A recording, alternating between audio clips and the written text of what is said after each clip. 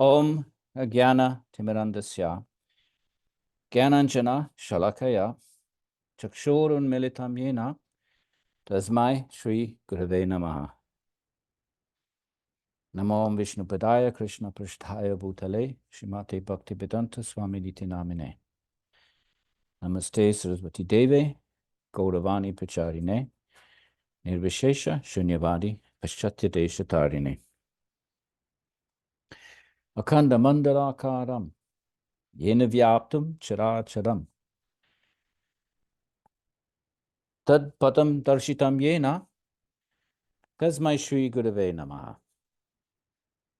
Shri Krishna Chaitanya Prabhu Nityananda Sri Advaita Gadadhara Shivasadi Gaur Bhakta Vrinda. Hey Krishna Karuna Sindhu Dinabandhu Jagatpate Gopesha Gopika Kanta Radha Kanta Namostute Tapta Kanchana Gaurangi Radhe Vrindavaneshwari Vishabhanu Sute Devi Pranamami Hare Priye Apavitra Pavitro Va Sarva Vastha Gato Piva. There's your va, by the way. Remember the va? We're going to see these vas now immediately. So there's a va means or, right? We're in the section. What do you fix your mind on? And we started off with Ishvara Pranidhanad va. Now pay attention to the va in this invocation if you care to. Apavitra pavitro va. Whether you're pure or impure. Apavitra pavitro va. Va is going to be a big word in our Svadhyaya today. All right, so let's simple little one phoneme, va. Apavitra pavitro va. Sarva vastagatopi sa. Ya smaret pundarikaksham. Sa bhayabhyantara shuchihi.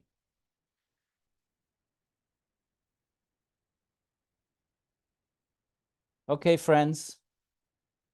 I'm going to put that Sanskrit course back up on my website.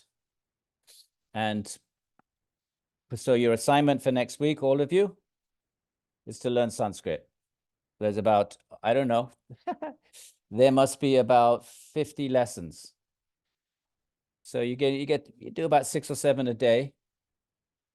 And by next week, we can study the Sanskrit. Why not? Why not learn Sanskrit? Seriously. It's beautiful.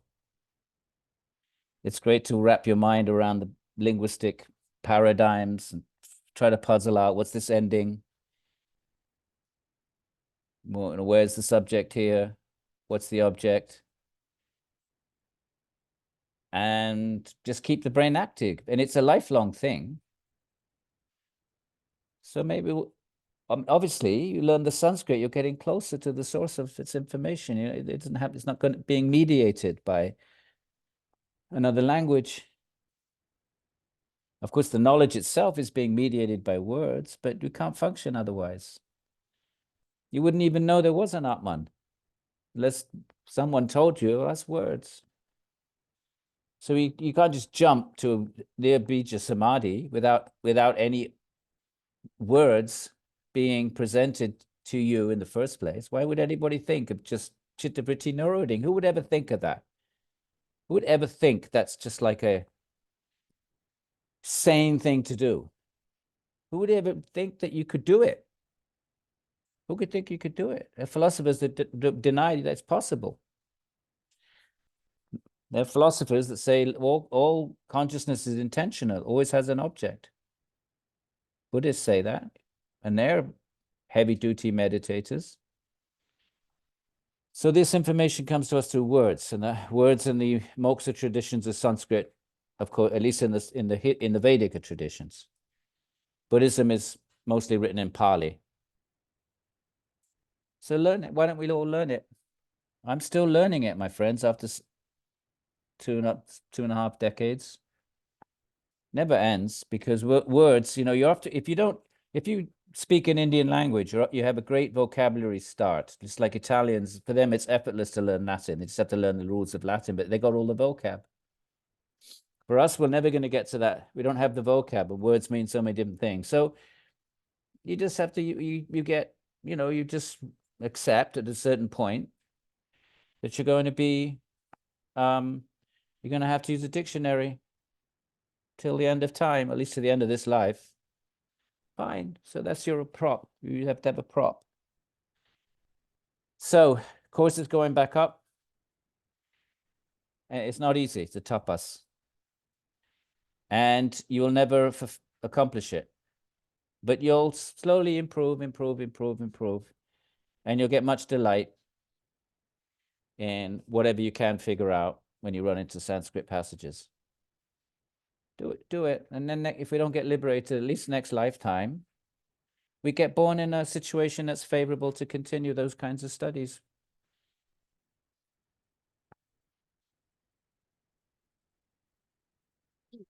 Okay, so by next week.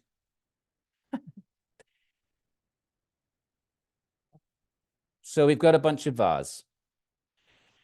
And the question was raised, this Ishvara Pranidhana dva, I checked over the commentary. It's optional to what?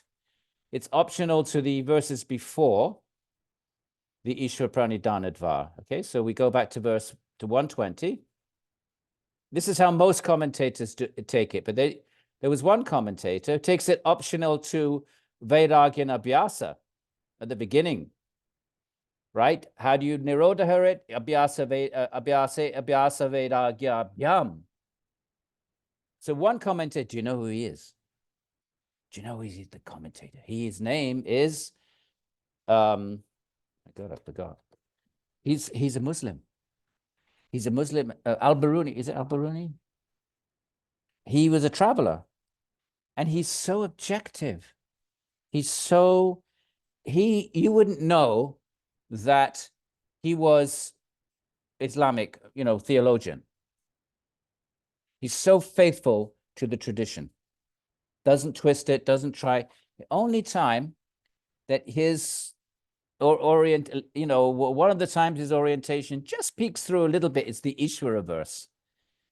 And then he says, well, this Ishvara comes, he accepts the Hindu, avatar, no problem. Says, well, the Hindus, he doesn't say the Hindus, so Ishvara comes in different ways. He goes to some, he sends an incarnation. Then he goes to some, he sends a prophet. Then, wait a minute, this isn't Hindu. This is a Near Eastern thing. This is a Abrahamic thing, the idea of prophets. Then you, if you were given the commentary and you didn't know who it was, you wouldn't know. I love him. He's so fair. He's so neutral. He's such a scholar. He's such a scholar. This is what it says. This is what this, and he's reading the commentaries. What kind of an open mind is that? But he's still a Muslim. He's not becoming a yogi or anything. He's just a real scholar. So he takes the va as referring, so Ishvara Pranidhana va, well, what's the va, right? Or you can attain the state, it's a samadhi, and he takes it puts it all the way back to Abhyasa Vairagya. And funnily enough, one of our students, from the yoga community, he just did an MA thesis, but a few years ago, and he argues that as well. And he does a real thorough study. I don't agree with that, and he knows that because he said, "Well, Bryant takes it like everybody else." He's very respectful. So Ishvara Pranidhana dva, Al-Biruni, yes, Al-Biruni. So here we have Ishvara Pranidhana dva, or what? So therefore, or means compared to what? And I think most commentators go back here. They go back to or. There's no or here. For others. So he goes there. 19. Some yogis get stuck in these subtle layers of Prakriti. Their minds are absorbed in subtle layers, like the sattvic higher levels of Prakriti. We had this discussion, Prakriti Layanam, and they think they're enlightened because that's high states. They become omniscient, they become detached, blissful. And then he goes, others, they attain, and the sense is that by their own efforts, faith, virya, sort of virya is the strength of, this sort of tejas, just physical. It's more of a physical word than a mental word. Virya means, it's where we get our English word. Virile, of course, in English, virile has sexual connotations, but it comes from the Latin vir, which just means a man, actually. A man is vir. And so that's all connected to the word virya. So the idea of, virility, man, and in Sanskrit, virya. So it's kind of like a physiological power, potency. You got to have certain strength to do, of course, it's mental. But, there's a certain arduousness, sit straight, sit still. There's a certain virya required. And then memory, you've got to keep the goal in mind and also you could take smriti in different ways. You could take smriti as keep the nirodha memory in mind. When you're in meditation, when you're trying to fix your mind on japa, it wanders off. So you've got to keep the nirodha samskara, he's going to call it later in this chapter. You've got to keep the nirodha samskara fixed. So when other samskaras try to distract the mind, and think about email or whatever it might be.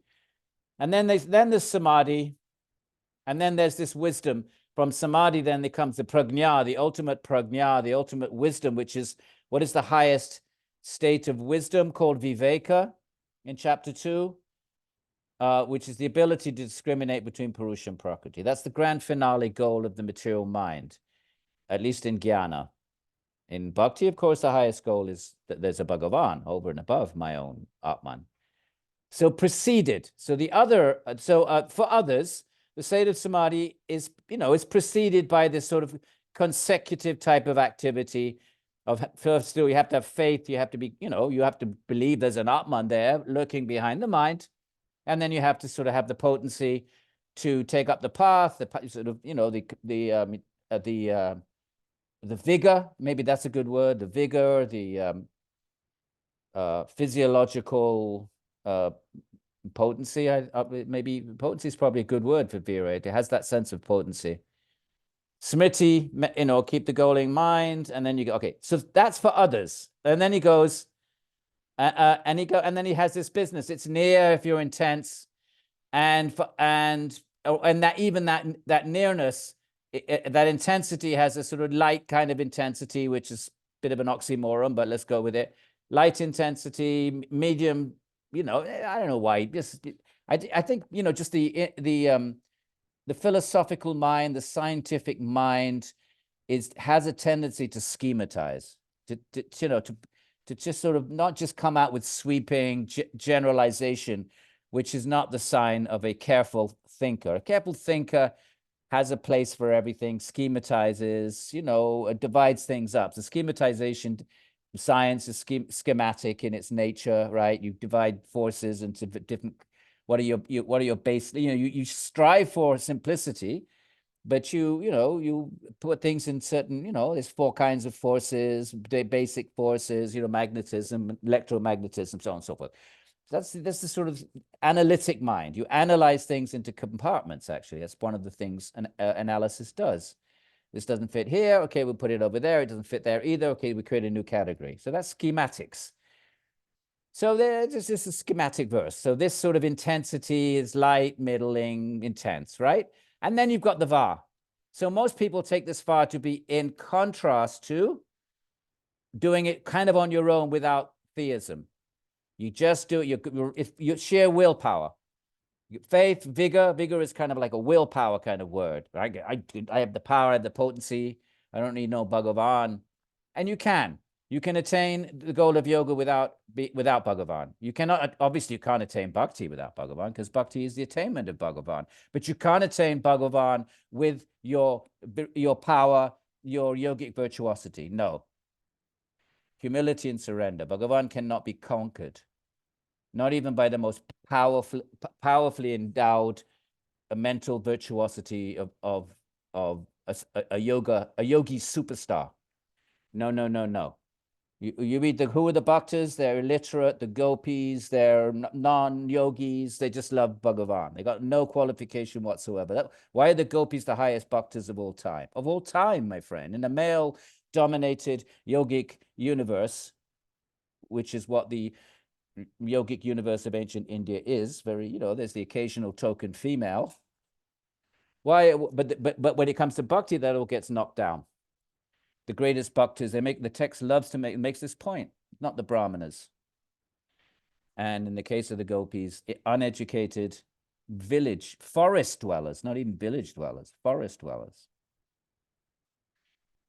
So this is the va then is, or you can do it with your own virya, your own shraddha. Here, let's look at the 5 words. Shraddha, your faith, your virya, your smriti, keeping the goal fixed in mind, keeping the nirodha samskar active, and then samadhi. You can samadhi, you can keep your mind absolutely still, fixed, sheer force of your own yogic prowess, and then you get this and then you get this state of discriminating, of realizing that the purusha is not the mind, or you get it for Ishvara. Now, there's going to be a bunch of other ors. Notice in Indian, I guess, writing, the most important items on the list are placed first or last.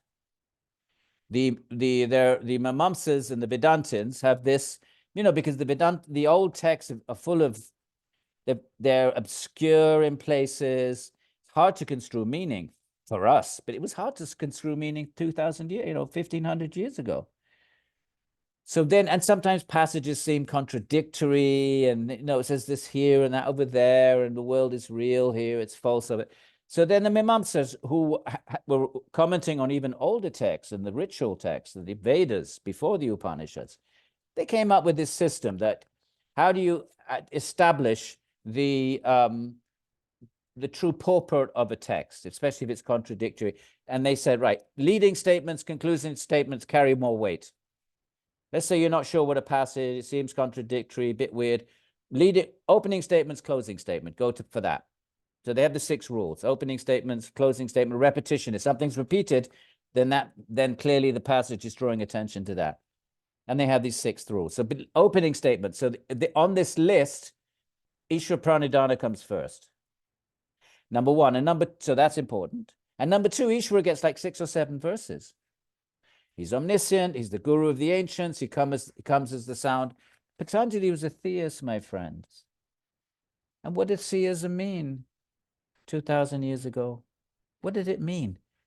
You're either a Shaivite or a Vaishnavite. That's what you were. There were no other options. How do we know that? Well, we got million billion texts from 2,000 years ago. And who's Ishvara in the text? Who's Ishvara in the Mahabharata? Who's Ishvara in all the Puranas?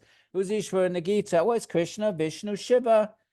And then later you get the Devi traditions, but they don't have the same rich textual traditions.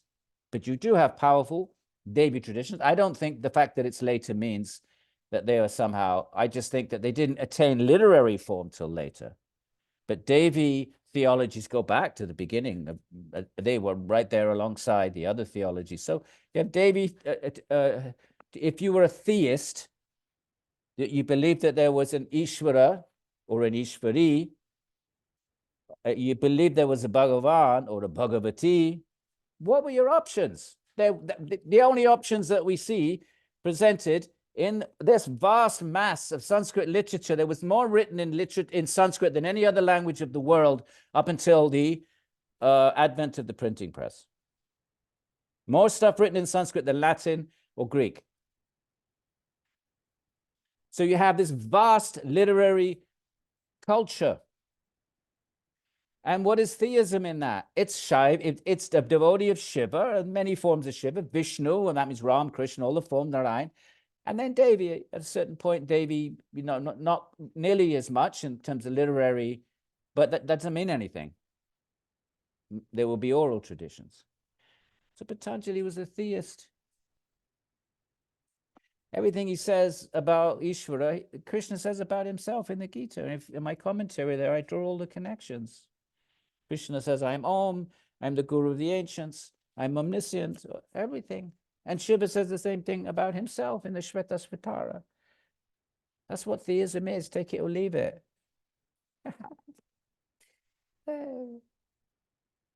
Okay. So there you have your Va. Right. And then we have all these verses, Ishvara, da da da da da da da. And you do japa, and then you get clear out all the obstacles, and these are the obstacles. And then you have this Maitri Karuna verse, which is a beautiful verse. I just puzzled about its location.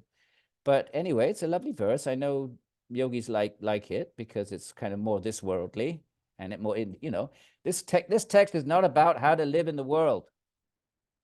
You want that? Read the Gita. Gita is teaching karma, action. What does action mean? It being in the world and acting and relating to people. That's karma yoga. This is not karma yoga.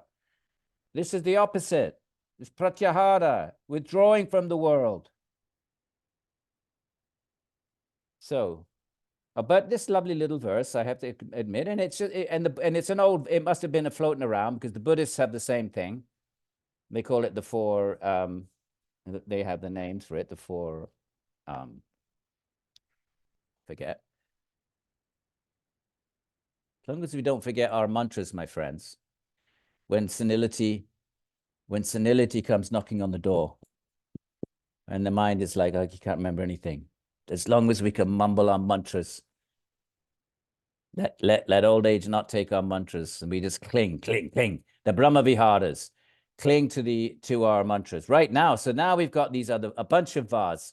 We're going to have 5 or 6 vas. Okay, we've done with the Ishvara option. First on the list, gets special attention, loads of information. Right, Ishvara was 123. And now all the way to 134. So Ishvara got 11 verses, and these only get 1 each. So the fact that Ishvara is first on the list and the fact that he gets 11 verses versus 1 should speak for itself, my friends. Ishvara is promoting a japa practice.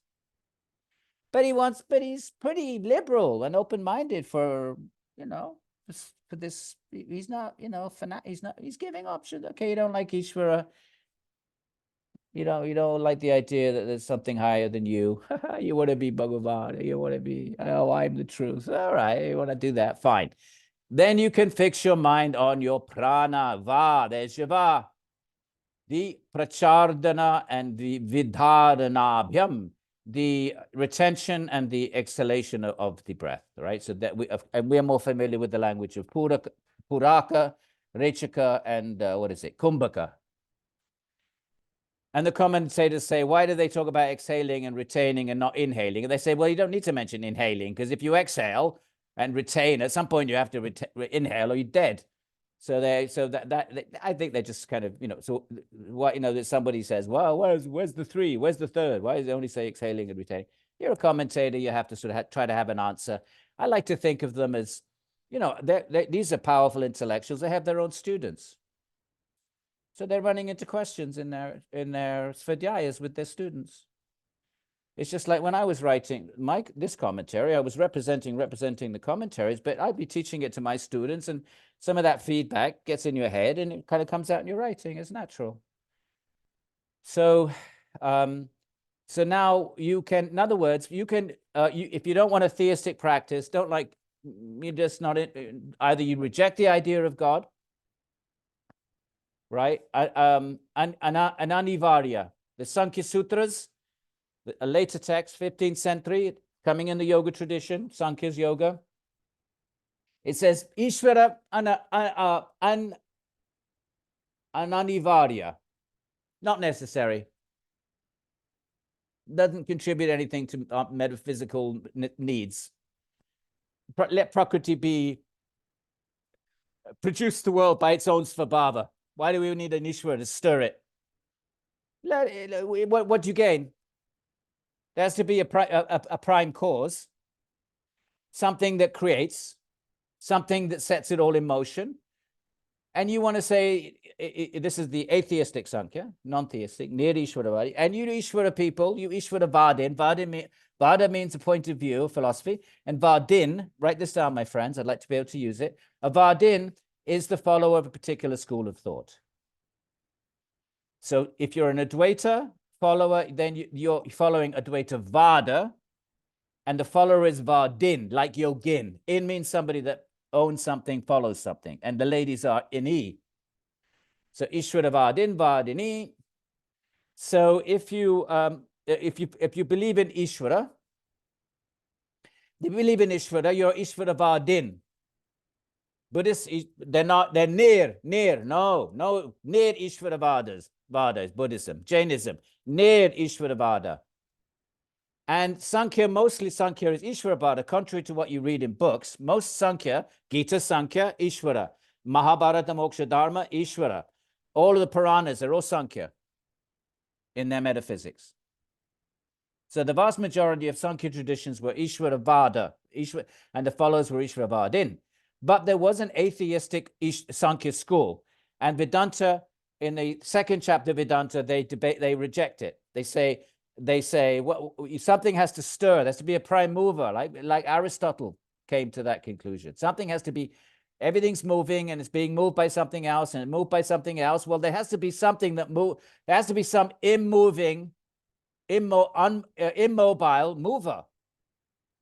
Because if the mover is moving, then he needs a mover moving him, and he needs another, and you're in infinite regress. So Aristotle ended up with his famous prime mover and ran into all kinds of weird problems, which I'd love to talk about, but we're doing the sutras right now. So the Sankhya Sutra says Ishvara ananivarya, not necessary. And so the Vedantin says, well, you need something to stir the gunas in the beginning of creation. Who's going to stir them? Maybe Aristotle, who took rebirth as a Vedantin, and say, something's got to stir the gunas, right? You're accepting cyclicality. You accept that the universe, you've heard of cyclicality of creation. You've heard of that. So there's creation for whatever it is, billions of years, and then there's a period of stillness. The gunas don't move. And then the next creation kicks in, right? The sort of rebounding universe of physics. Physics is now lots of physicists are taking this more seriously as an idea from previously, and now making a comeback. Universe is going to collapse, implode, and then maybe re-emerge again. So that's what the Puranas say. But this period between creative cycles, there's billions of years, and Vedanta says, well, who's going to kickstart it then? If the trigger was in Prakriti, then it would always be creating. It wouldn't be still. If internal to Prakriti was the trigger for its own evolution, then why would that trigger just trigger at that point after 14 billion years? So they're going to say you need somebody outside to kickstart it. That's what they would say if they heard about a Big Bang theory. They say, why did it bang then? Where's the trigger? If the trigger's internal, it would always have banged. Why would it bang at that particular moment that we call 14 billion years ago? Anyway, the point is, the Sankhya says, no, it's internal to it. What have you gained by saying there's an external agent? The creative big crunch. Thank you, Tony. Is that Tony? Tommy. Yes, the big crunch. So Prakriti, the atheistic near Ishvaravada, let's use our vocabulary so we cement the samskara. The near Ishvaravada Sankhya, the Sankhya that does not accept an Ishvara, says, what have you gained? Just you're saying, if you're going to say Ishvara kickstart that, well, who kickstarts Ishvara then? And if you're going to say, well, it's just Ishvara's nature, he doesn't need a kickstart, well, we say Prakriti doesn't need a kickstart then. If you can say it, we can say it. Us materialists. What have you gained? What have you got over us? So that's the near Ishvara Sankhya. So they would have been non-material. They would have been non-theists, is where we're going with this. Some of them maybe became Buddhists. Eventually, we now call them Buddhists, but Buddhism wasn't formalized. Buddhism wasn't othered for centuries. We now think of Buddhism as non-Vedika. You buy your intro to Indian philosophy. You have the Nastika schools. Na-asti, na-asti, na-asti. There is no Ishvara. That's another near Ishvaravada. You can call it na-astika. So Patanjali is pretty liberal. He says, okay, if that doesn't work for you, this Ishvara Japa Om, fixing the mind on that, fix it on the breath. There, look. Prachardana vidharanabhyam va, there you va, of the breath what? You can exhale. Pra. Pra means out, forward, like Prakriti itself is pra, kra. It makes things forward. Things come out of it. Creation. It's pra. There's this idea of something moving forward, like the creation emerges out of Prakriti. Do your prana. So that's your option, my friend. You don't like Ishvara? Then there's one. Here's another one. Vishaya Vati Va Pravritti. Here's your vritti. And there's a va there. Utpana. Manasa Stiti Nibandhani. So you can focus on a sense object. Now the yogis, the commentaries, you can't focus on a sense object out there because you've already gone through pratyahara, right? Where you've involuted consciousness. So when he says here, abhishaya, remember we had this word several times, vishaya? Remember I said, oh, look, there it is again. We had it twice already. Let's make our connections. What is vairagya? What's vairagya, my friends? What is it? Vairagya, right here. Here it is. Drisha, vishaya, a sense object. Okay? So now we're seeing the same word, vishaya. So the commentators don't want that sense object to be external. We're now already internalized. So basically what they say is that if you focus attention on the tip of the nose internally, you get a supernormal sense of smell. It's not your mundane smell, and they don't go into it. These kinds of claims are mostly associated with the Tantrika Siddha Hatha tradition.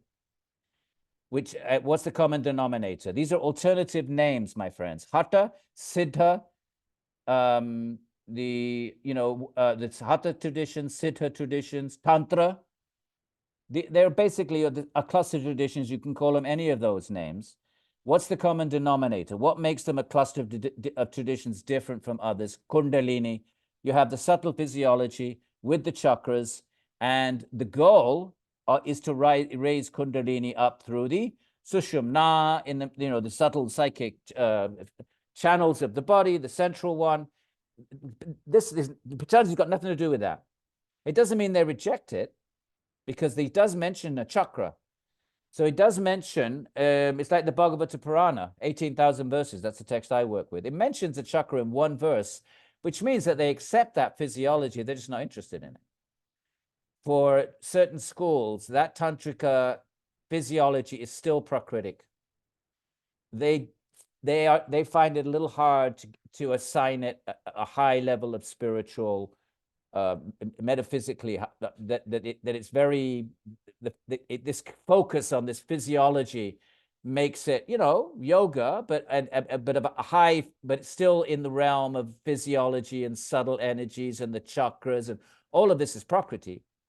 These are prakritic physiology. There's a gross physiology, the pranas, all of that, kundalini, all of it, shaktipat. The Vedanta traditions sort of take the view that they accept that all of that exists, but there's this general sense of associating it still with those who are worldly minded, worldly in the sense that prakritically connected, even a high physiological level of prakriti. You may think that's unfair. I'm not taking sides. I'm just sharing, the attitude that's why tantra is always, and of course left-handed tantra, God forbid, but even right-handed tantra, you don't find many references to it. There's no reference in Vedanta Sutra, no references to it in the Yoga Sutras. Well, one reference to a chakra, and there's one reference coming up. Then this whole hatha physiology, kundalini, no reference to it in even in Sankhya, which is very prakritic. It does talk about the subtle body. There's no talk of kundalini. So the hatha yoga tradition, they became popularized in the West, of course, but in India they tend to be, I think they're still widespread, especially in the Himalayas, in Bengal, a lot of the Devi traditions. All right, I'm taking a little detour there, but here, why are we talking about all this? Because this verse, they talk about the subtle sense of smell, which is something that is a little not out of place in yoga, but it's not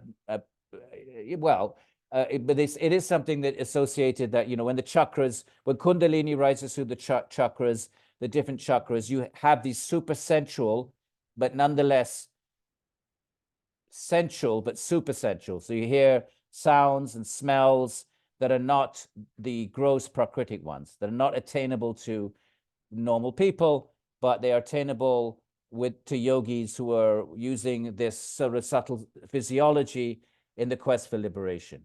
So here's a reference to that's what the commentators do with this verse, this va here, okay, this va.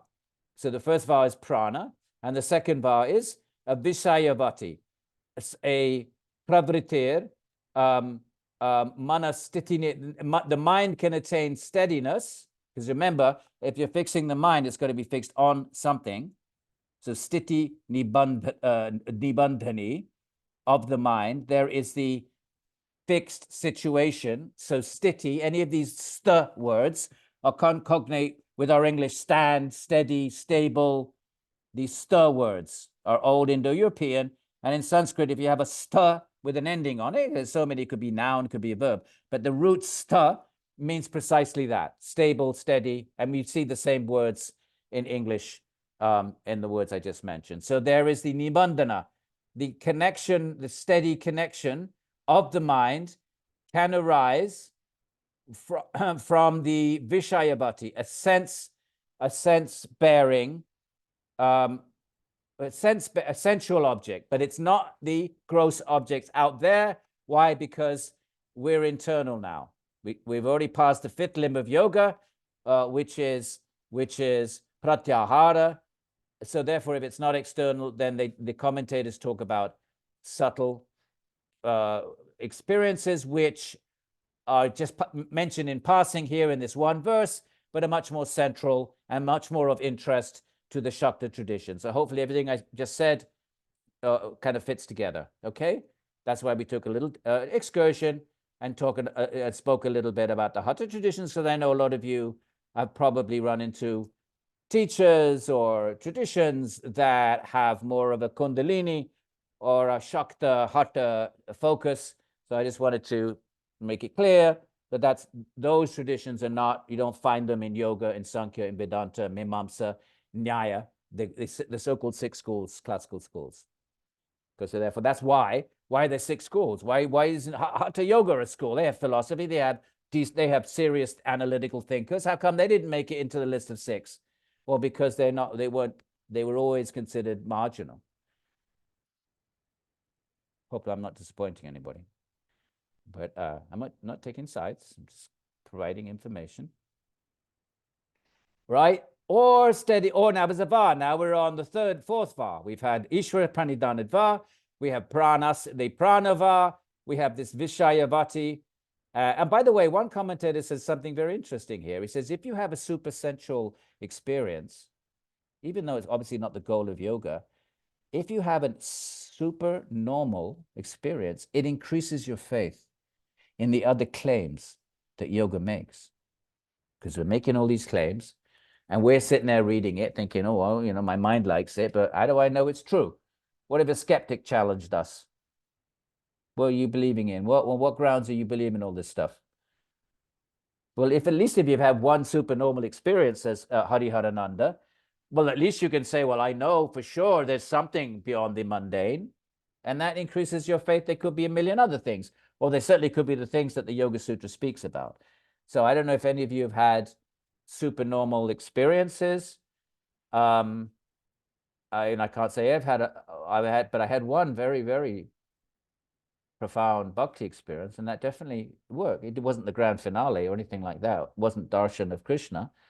You know, I didn't get to help Krishna steal butter in crawling about in Vrindavan, feed the monkeys. But you know, if you have even anything, you increases, even if you've seen a ghost or something tamasic, anything that's not accountable by our conventional mundane laws of physics or prakriti, if you've had any kind of a out of body, anything like that will increase your faith that if you've had one experience, that all these other claims that are being made, you are more open to them.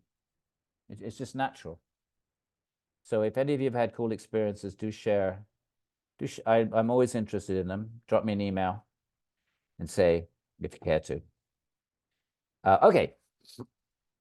Right. So now there's another var. Again, this is a vague one. And the commentators, we know when they say, or it could mean this, or it could mean that, or it could mean this, to me, that means they don't totally sure themselves. They're just saying, okay, what could this possibly be that's going to fit within the philosophy of yoga? So Vishokava, or something which is luminous bearing, illuminating, literally Jyotish Mati, it possesses light, and Vishoka, without sorrow. That literally means Vishoka means V without, like V Vairagya, V, without shoka, sorrow, and there's your var, and Mati means to, like Van and Man, means to possess. So it's a suffix. Suffix is something you put on the end of a word. In prefix, you put before. Sanskrit has lots of suffixes, more than English. So it possesses what? Jyoti. Jyoti, you've all heard of Jyoti, Brahma Jyoti, light. So what the hell does that mean? Or you fix yourself on something which is light-bearing and without sorrow. So you can see you can do so many things with that. So the commentators take, they say whatever they're going to say, and they all say different things.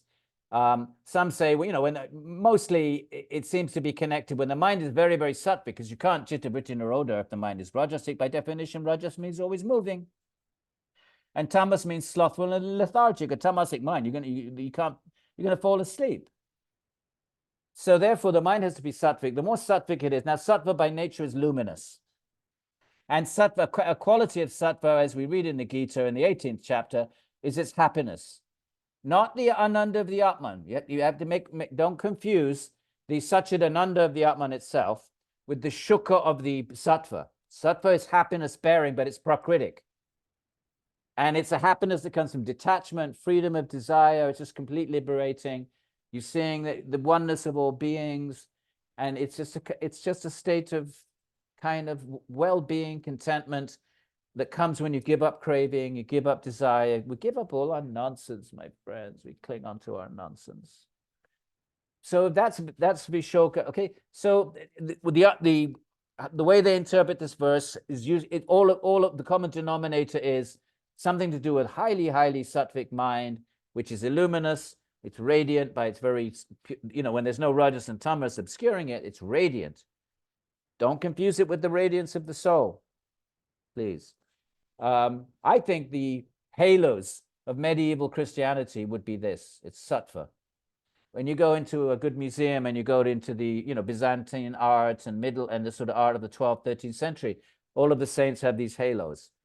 That for me is sattva radiating out.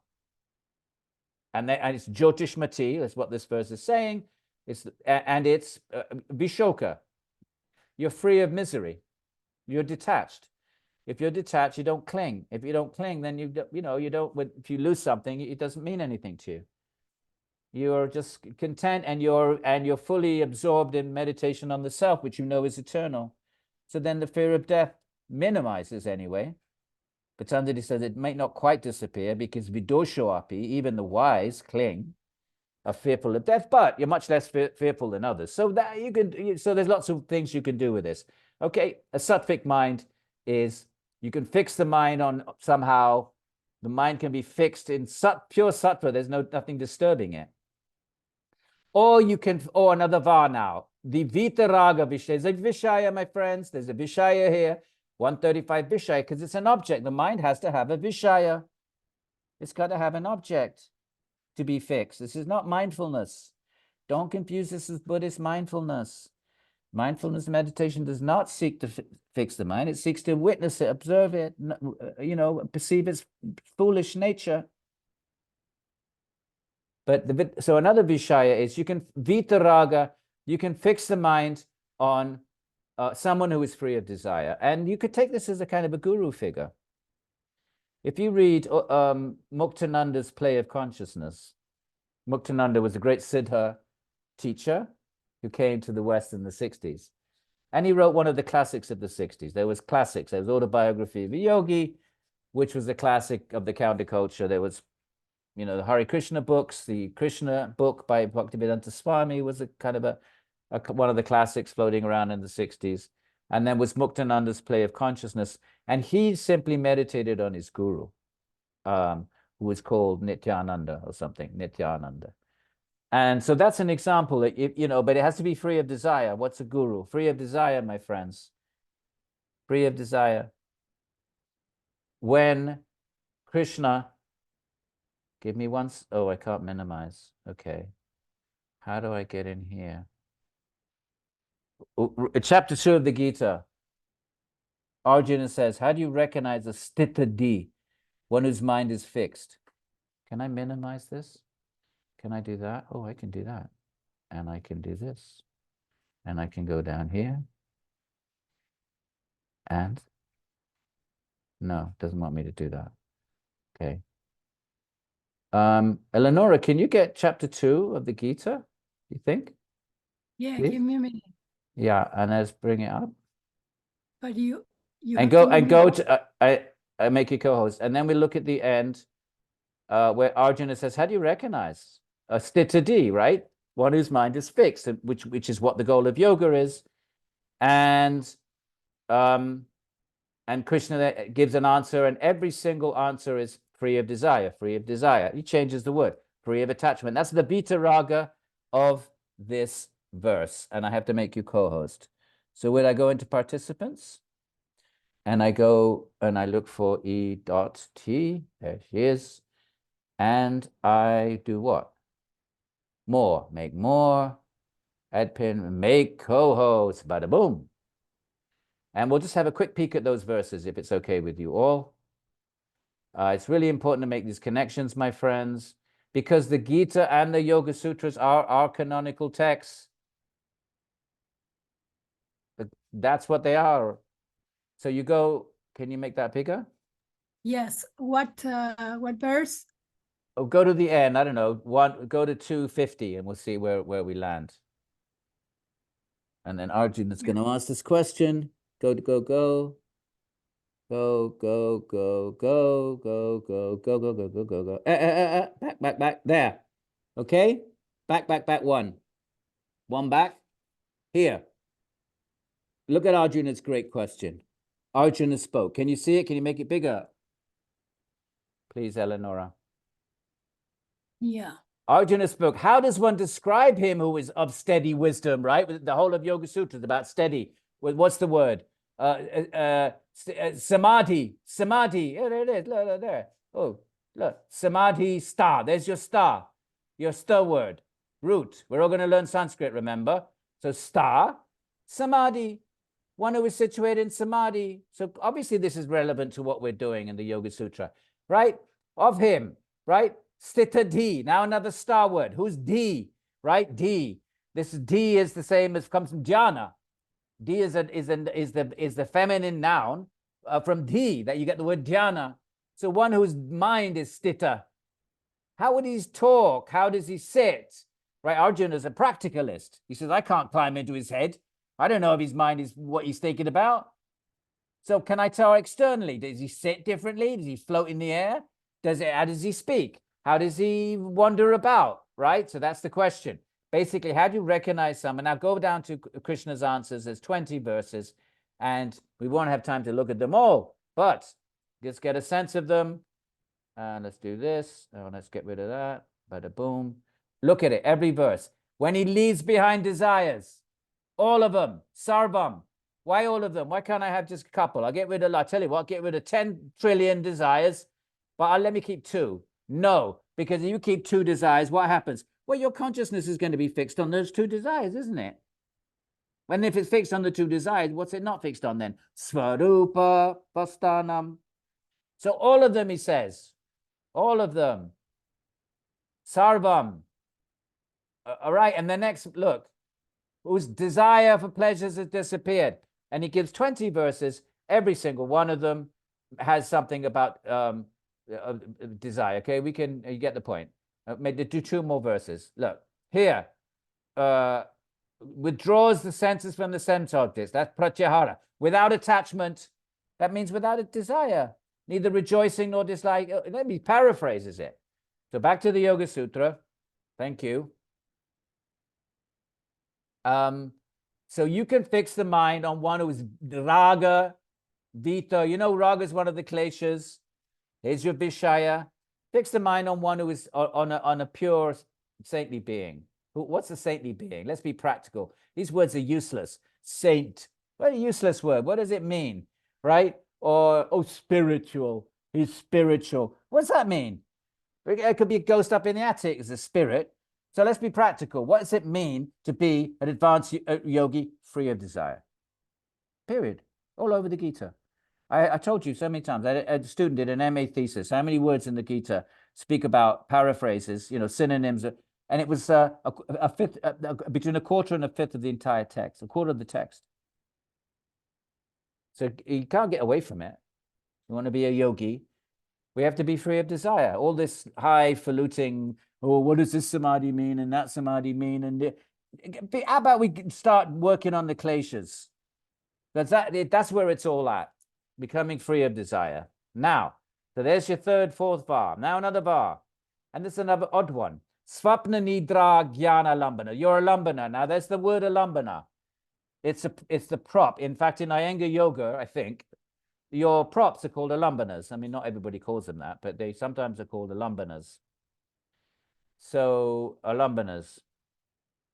Oh, just to go back to that tantric verse, the Kundalini business. When Guruji Iyengar first wrote one of his books, I know this as a fact, he had some disparaging comments about Kundalini related, the Hatha Tantrika. Nothing against him, but it reflects him as a Brahmana who is situated in the Vedanta traditions. What I'm saying is the Vedanta tradition, the Vedic traditions, why didn't they allow Tantra into the one the sixth school of philosophy? How come? They are brilliant. Abhinavagupta, brilliant theologians. Why didn't they, so they were always considered, they were always marginalized. And Guruji Iyengar was just part of that tradition. It's not a judgment on him. And Bhaktivedanta Swami was part of that tradition, the Harikaya. So in this first edition of the book, he had some disparaging comments, and then it got edited out. His disciples, somebody must have said, look, Guruji, that's not, we're in the West now, and not good to criticize or whatever they said. And then you see the later editions, and it has that passage has been excised. And why do I mention that? Just to reinforce the point that Orthodox, Guruji was Orthodox in many ways. He wasn't, the teaching of the asanas was an innovation, and he got criticized by, as did Krishnamacharya, but Krishnamacharya especially was super hyper-Orthodox. And so therefore they just inherit, certain attitudes, cultural attitudes that nowadays we would consider, sexist and probably racist and elitist. That's just part of the, same as colonial England. You can't judge, previous generations by our modern standards. You read all our great literature, they're all racist, and elitist and sexist, all of them, everybody. If you tossed all that out, you'd have no philosophers left. You wouldn't be studying Plato or Aristotle or Kant or anybody. So they all, and as we are, 100 years, they'll look back on us and say, what about speciesism? Why did you leave out animals then, with all your isms? With all your liberating theologies? So probably they'll look at us and think, well, what a horror show our slaughterhouses are. So this is just, so we'll get back to this. And so this is another strange verse. The alambana can be sleep, a dream. And here's another one where the commentators sort of just go all over the place in the sense that they don't. What do you do with this? How does that mean you can fix your mind from the knowledge, the jnana, your alambana, right? That support of your mind is the jnana, the knowledge that comes from the dreams of sleep. How does that fit into Chittavritti Nirodha? Well, I like the way they come up, they do the best they can. So one commentator says, what Shankara says, well, typical Advaita metaphor. Well, this world is like a dream. So just as a dream, you think it's real, but when you wake up, you realize it's a dream. And so the enlightened being, when he realized this is Jagat Mithya, that the world is false and Brahman Satya and Brahman is true, then he takes it like that, but it doesn't, which is fine. It doesn't really fit the sequencing here. Vachaspati Mishra says, when you dream of Ishvara at night, so he's giving a whole bhakta spin on it. Then how do you only dream about things that are very vivid in the day. So how are you going to dream of Ishvara at night? Well, you're not, unless you're thinking of Ishvara all day. So he takes the opportunity to throw a nice, for a bhakta like me, I'm very happy to read that, but it doesn't really fit if I had to be an honest scholar. But it's a great little save, a good save. And then, so that's the second one. Another one was, so anyway, what was another third one? There were three different sort of suggestions as to how, but clearly the commentators, had to sort of scratch their heads a bit on this one. I'm just looking at my Svapna, yes. And what else? Sankara. Yeah, very much that. Okay, so let's not, take it or leave it. And then I love this. Oh, my friends, this I do my namaha to Patanjali. He's so non-dogmatic. He clearly is a theist. I think he's a Vaishnava because of the way the words he uses reflect kind of they reflect Vaishnava vernaculars. But when I said that to the Swami who did the 4 fantastic commentary, 4 books, he only did the 2, and then he got fed up, didn't do the other 2. I said, he said, well, I always thought he was a Shaiva. So clearly you're going to project your beloved. So, but he was definitely a Shaiva or a Vaishnava. There were no other options. He wasn't a Shakta. Not Devi, no, because there's no, right? So, okay. So, right. Look at this. Yatabi mata dhyana. Fix your mind on anything you want. How non-dogmatic can you get? Fix your mind on anything you want. Hey, whatever, look, okay, there's Ishvara, your prana, you want to do a bit of hatha, okay, super sensuous little thing, sensation, or your guru, you got a guru, I got a guru, okay, guru, fix your mind, as long as he's raga, he's free of desire, that's fine too. You dream, whatever that means, okay, fix your mind on whatever you want. I just see him like an Italian, throws his hands up, ma fai come volete. Right, fix your mind on whatever you want. I just think that's one of my favorite verses. Shows you how, he's not dogmatic, and also because the goal is to fix the mind to realize the Atman. In bhakti, you don't have that kind of optionality. You fix your mind on Bhagavan. Otherwise, that's the very meaning of bhakti is you fixing your mind on Bhagavan. You don't want to do that, then you do something else. But you're not doing bhakti then. Whereas Patanjali's, the goal of it is Swarupa Vastanam. So it's irrelevant what you fix your mind on, as long as you fix it. As long as you nirodha the mind, it's irrelevant what you're nirodhering it on. And if you have some attachment to something, or you like your prana, okay, all right, if I do prana. Oh, my guru, okay, fix it on your guru. Whatever it is, fix the mind. And he just throws his hands up here. Well, maybe not, but he just says, Yata abhimata, whatever you want. As long as it does the job. Look at it. Isn't it lovely? Yata abhimata. And by the way, and I made a point of this is my offering to the Iyengar community, because I started my interaction with doing this sort of thing when I was invited to, I told you the story. And I guess I do Iyengar yoga. I do that. I like that sort of, and that precision. And I did an offering to them here because there was criticism, and Krishnamacharya got criticized. Why all this focus on the asana? From a Vedanta point of view, that's Maya. That's bodily consciousness. Why are you so fixed on the body? Don't you realize you're not the body? A lot of Vedantins and Gyanis, they don't take care of their body. Even bhaktas. No, I'm detached from my body. Yeah, when they get old, they start running off to the hospital. They're not so detached then. But, so I hang out with these bubbas in Vrindavan. Oh, and I do asana. They say, oh, you're so, why you do all this with asana? Yeah, when they get bloody well sick, I have to go with them on a rickshaw to the hospital. Where's the detachment then? So anyway, I love them dearly. But anyway, so I wrote in my commentary, I said, Iyengar students, Patanjali here, there's criticism that there's too much focus on asana. Patanjali here says you can fix your mind on anything you want. And if he allows prana, why not asana? Pranayama is the fourth limb of yoga. Well, why not the third?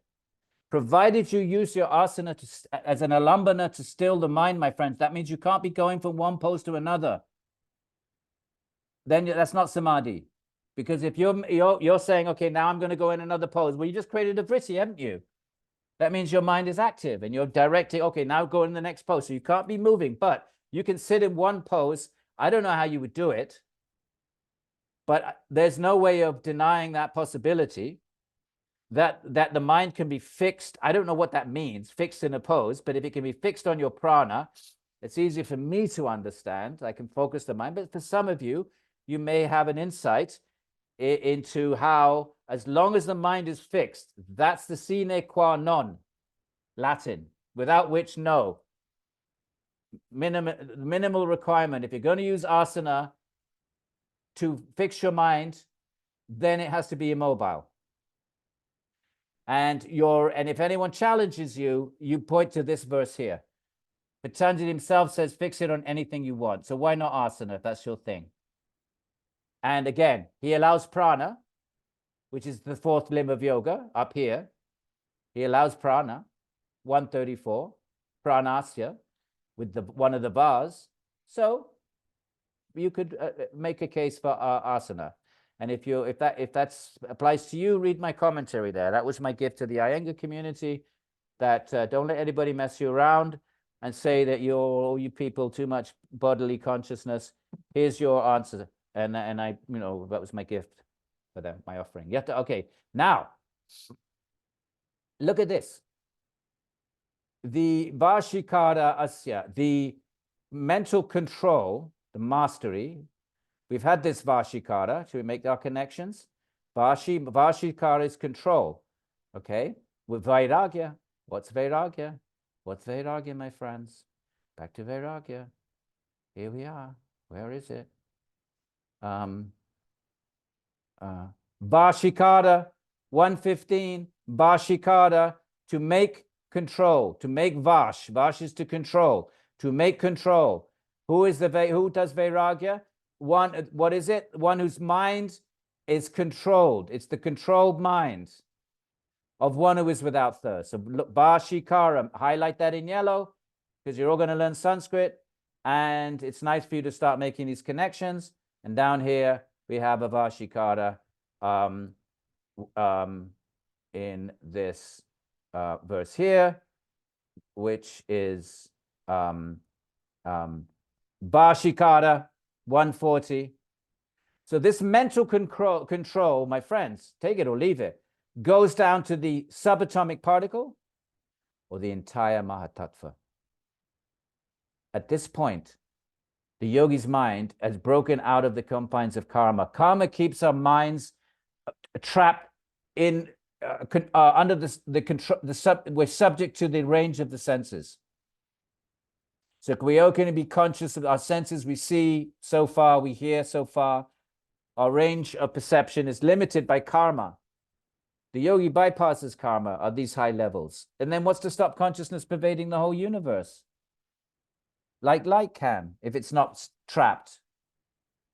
And this verse is saying, and there's going to be 3 or 4 other verses that said that the consciousness, this isn't consciousness, consciousness and the subtle body. The mind stuff, when it's broken free of the shackles of karma, containing it within the restrictions of the body, can permeate. The Mahatattva means the entire Prakriti. Mahatattva means the great thatness. These are tattvas, the Sankhya talks about tattvas, the tattvas. And we'll look more at the tattvas, okay? So take it or leave it. We're not here to accept or reject. We're studying the Yoga Sutras, and what are we doing? What are we doing in our Swadhyaya? We're reading the sutras, and we're reading them from the lens of the pre-modern commentators. That's our Swadhyaya. So the pre-modern commentators, no one has any problem with this.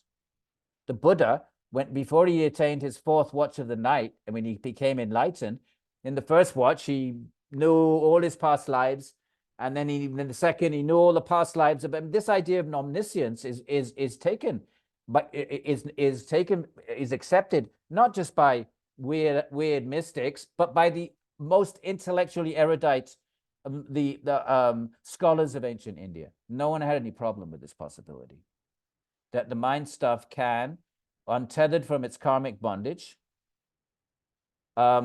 it can permeate the whole universe. Do you want to take a moment on this or not? Not. All right. So the control of the mind can go from the Mahatattva. The tattva means, it's another word for, actually, it's not quite the three gunas, because three gunas are nothing. There's no emergent. Nothing has emerged. So the Mahatattva is often considered to be the first evolute, which pervades all the universe. That's Buddhi, intelligence.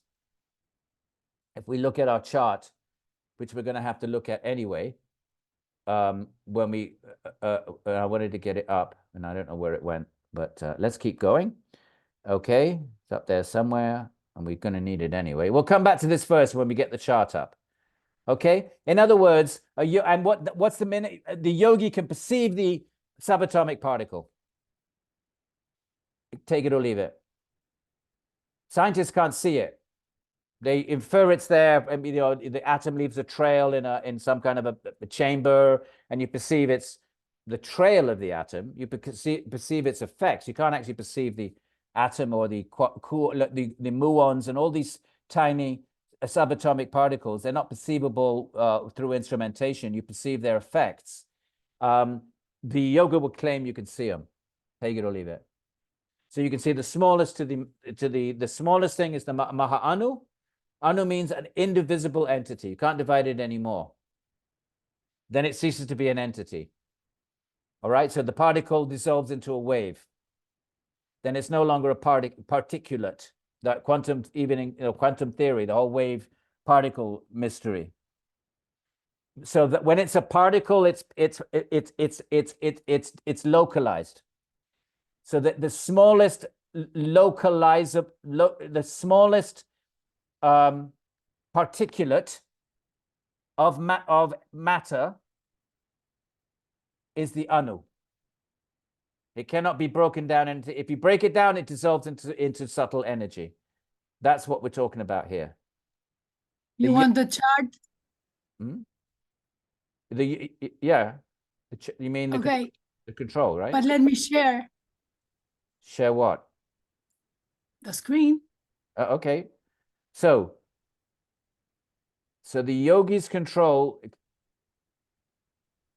Oh, this thing. Yeah, where did that come from? Here's the chart. We need it.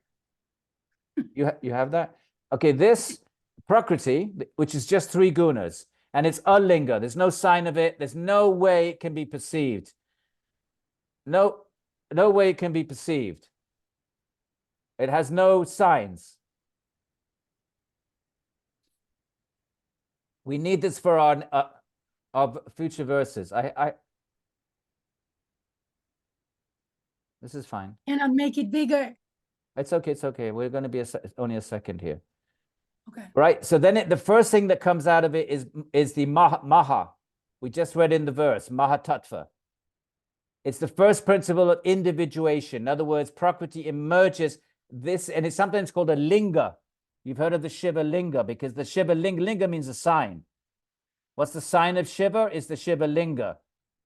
So the first sign of Prakriti that's perceivable, that even science could maybe at some point, if they keep going down into, now they've got strings, maybe, that'll become accepted. String, these vibrational, and some physicists saying, oh, there's nothing beyond that. Well, how the hell they know that? Newton thought the atom was the final thing. And now you realize there's a whole universe within an atom. So, therefore, if Sankhya would say to modern day physicists, the ultimate before raw matter itself, it's the penultimate and the only perceivable, the subtlest. If you're looking for an underlying theory of everything, you're looking for a law that combines gravity with quantum mechanics, right? Because they've combined You know, they combine electricity and magnetism were thought to be two things, and they combined them to electromagnetism. They thought space and time were two things. Now we have space time. They thought particles and waves were two things. Now we have quantum mechanics.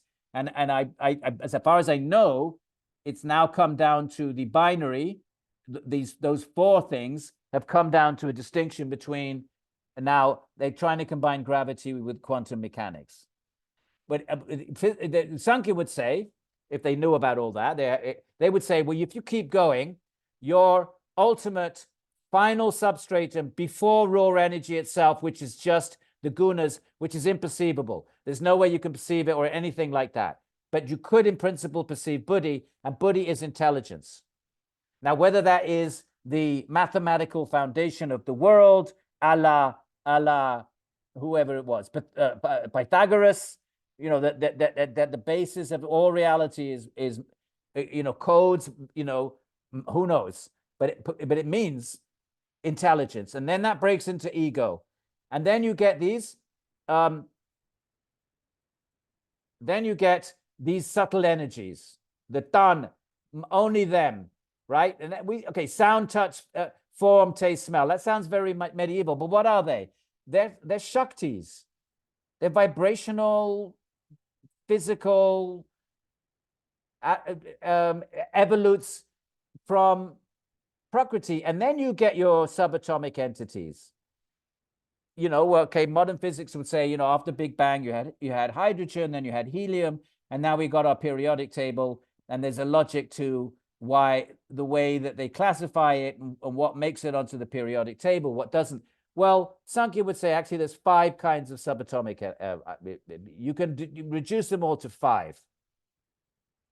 And the yogi can perceive the smallest in that verse. Why do we do all of this? And I'm glad we did it, because we're going to have to do this with savitarka, nirvitarka, savichara, nirvichara samadhi. We're going to have to come back to the screen.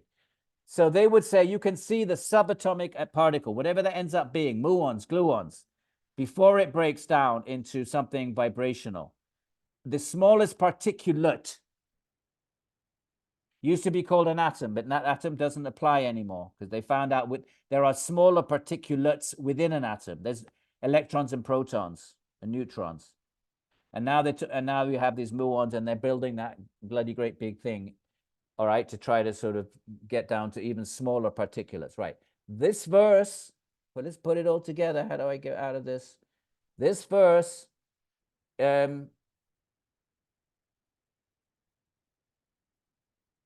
says the yogi's mastery. Look at that chart. The Mahatattva is buddhi, the first evolute, the first linga. It's also called linga. He can experience before creation, one step after Prakriti, cannot experience the gunas themselves. But the first evolute, the yogi can experience that. His mind can immerse. Remember the Prakriti Layanams? Remember the Prakriti Layanams? They're yogis who get stuck there in these high states of cosmic awareness. And they're called the Prakriti Layanams. They kind of like get off the boat too early and they think they're enlightened. Here it is. The Prakriti Layanams. Here, Prakriti Layan. They could be any form. That could be absorbed in buddhi. They could be absorbed in some of the Shaktis that are cosmic, because they pervade the whole universe before particulates. Particulates then localize the gunas into atoms, subatomic entities. They're particulates. But before that, you have universals. They're universally these Shaktis and Ahankara and Manas. Am I making any sense? Are you following, my friends? Is it sort of kind of, yes? Prashant. Good. All right, because I want to sort of, El Grabar. Good. Right, Jason, right, let's keep going. I've got enough thumbs up. Okay. Now, and we need that information for verse 42, so we're not getting 2 for the price of 1. Okay. Now then. So, Edwin, will you make it bigger, please? okay. So the yogi can go from the smallest to the biggest. The smallest is the particulate, if it goes before, and then it dissolves into what we would say the quantum, we would probably, misconnect. Why not? Quantum. Right now, samapati.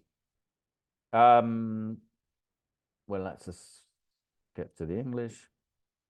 Oh, look, this is the jewel. So when the mind is completely sattvic, often when we talk about pure sattva, we talk about the luminosity in terms of luminosity, but you can also think of it as somehow it has a reflective nature too.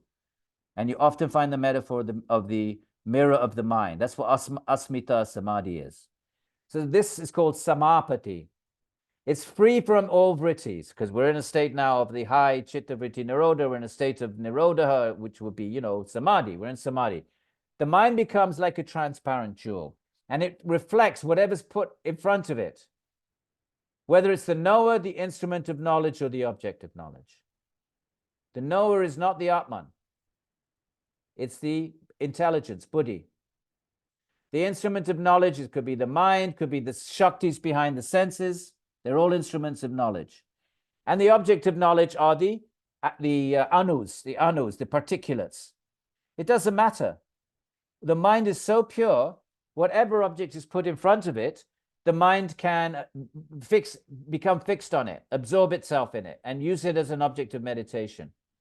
And it could be the entire cosmos itself, is what he said in the previous verse. The grasp, I'll do it again because it's so astonishing. It's such an astonishing claim that the control of the yogi goes from the Mahatattva, the great cosmic, the whole universe emerges from the Mahatattva, pre-creation. And post-creation, it is the ultimate substratum.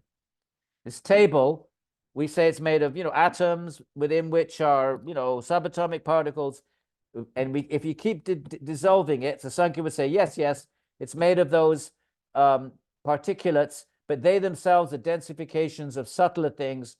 And those subtler things are densifications of even subtler things. And the subtlest thing of all is the Mahatattva. And that Mahatattva pervades the whole universe. So you can know the whole universe if the accomplished yogi. It's not the goal. And you can see how you could easily get sidetracked. If you're conscious of can you imagine being omniscient? How that would turn your head, how you'd think you were liberated. You are in a sense, but you're still trapped in Prakriti. You're still trapped in Prakriti. We'll take questions, Cynthia, at the end. Okay? So therefore it's not the goal. But nonetheless, the yogis control. Right, now we get to anything you put in front of it. It becomes like a mirror or a gem, he says, transparent jewel. It takes the form of a water. When your consciousness sees something, it molds itself into that thing. Later on, the commentators compare it to, liquid metal being poured into a mold. So liquid metal is just liquid metal, but it can take the form of a mold. So the mind takes the form of whatever's put in front of it.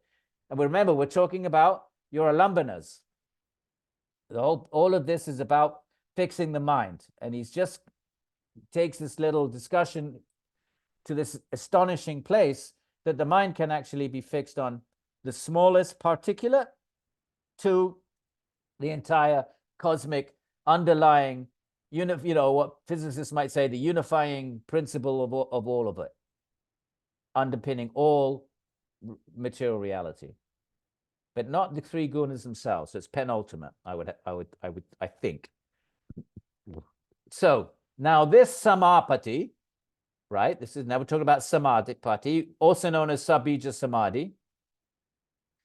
Now we had, let's go back to the 4 stages of samadhi, because now 2 of them are going to be subdivided into sa and nir.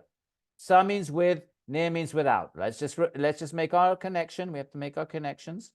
We had a discussion. Why did it do that? Okay. And why did it do that? Stop. Now go over. No, I want to get over here. Okay.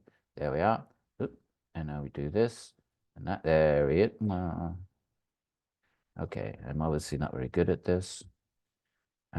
Sorry, my friends. Doing the best I can. Okay. I'll just do it the old. I'll just scroll. No, we have to go back. There's no question. We have to go back because we have to look at this verse. Right before the Ishvara verses, we had this verse, okay, which was this one here. Vitarka, Vichara, Ananda, Asmita. This is the Sampragnata Samadhi. Everybody, please. 4. Now we're going to, this Vitarka is going to be divided into Sa and Nir. Sa means with, Nir means without. Vichara is going to be divided now when we go back to where we were in verse 40 something. Sa Vichara, Nir Vichara. So now here we had 4 stages of Sabhija Samadhi. We now had to add another 2 because this is going to be broken into 2. That's going to be broken into 2. So now you got 4 plus Asmita and Ananda. Everybody clear? Make a note. Vitarka and Vichara are the topics of our next verses. Now he's going to, he threw them out here, just kind of introduce us to these 4 stages of Samadhi. Now he's going to go back in and refine them. I certainly refine the first 2. So we're going to have Savitarka, Nirvitarka, Savichara, Nirvichara. Okay, Vitarka here, Vichara. In Sanskrit, you have to, the words are stuck together. You have to know where to break them. This is 3 words, Vichara and Ananda and Asmita. In the Sanskrit itself is all one big line. You have to know where to break it up. So I'm going to hold that down and then I grab that little thing. Got it. Okay. Now, so okay, what did I say? Savichara, Nirvichara. Right. Okay. So here we have Savitarka. Savitarka.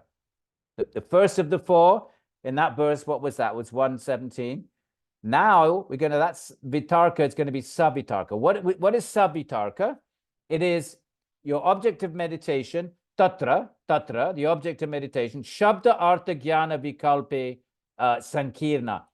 When you're meditating on your Om or your prana or your object of meditation, there's still an awareness. It's still intermixed. Your awareness, there's no your chittavritti nirodha. Your mind isn't actively thinking about the object, but there's awareness of what it is, its meaning, the idea of it.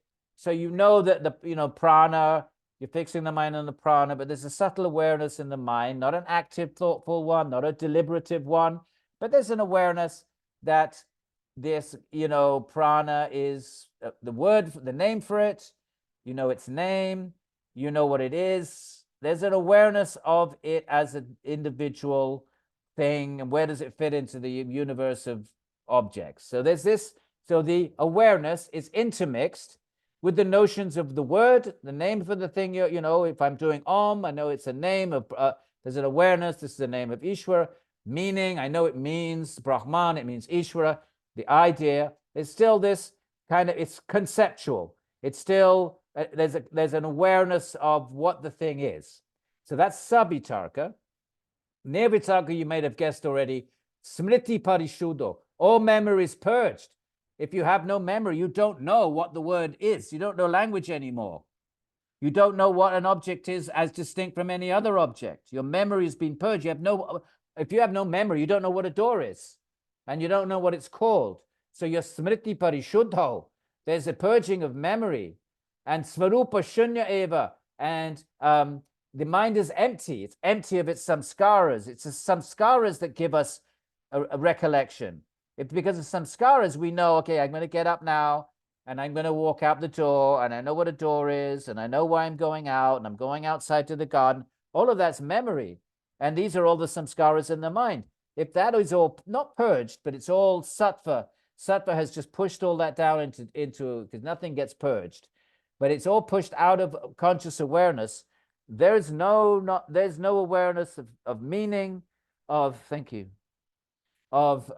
anything like that. Okay, so it's absorption without conceptualization. No awareness of the linguistic sounds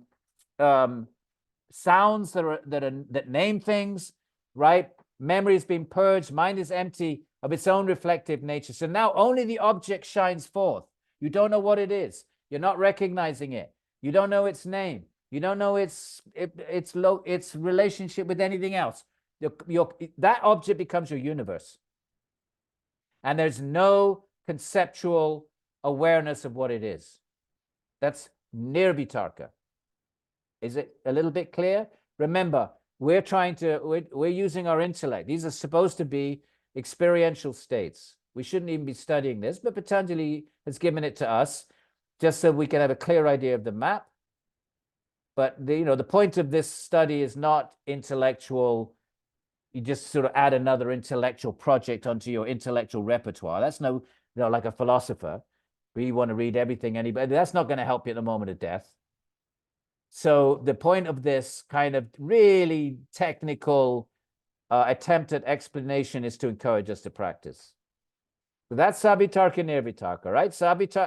Savitarka, you still know what the object is that you're fixing your mind on. You know its name. Okay, this is Om. It's Pranava. It's Ishvara.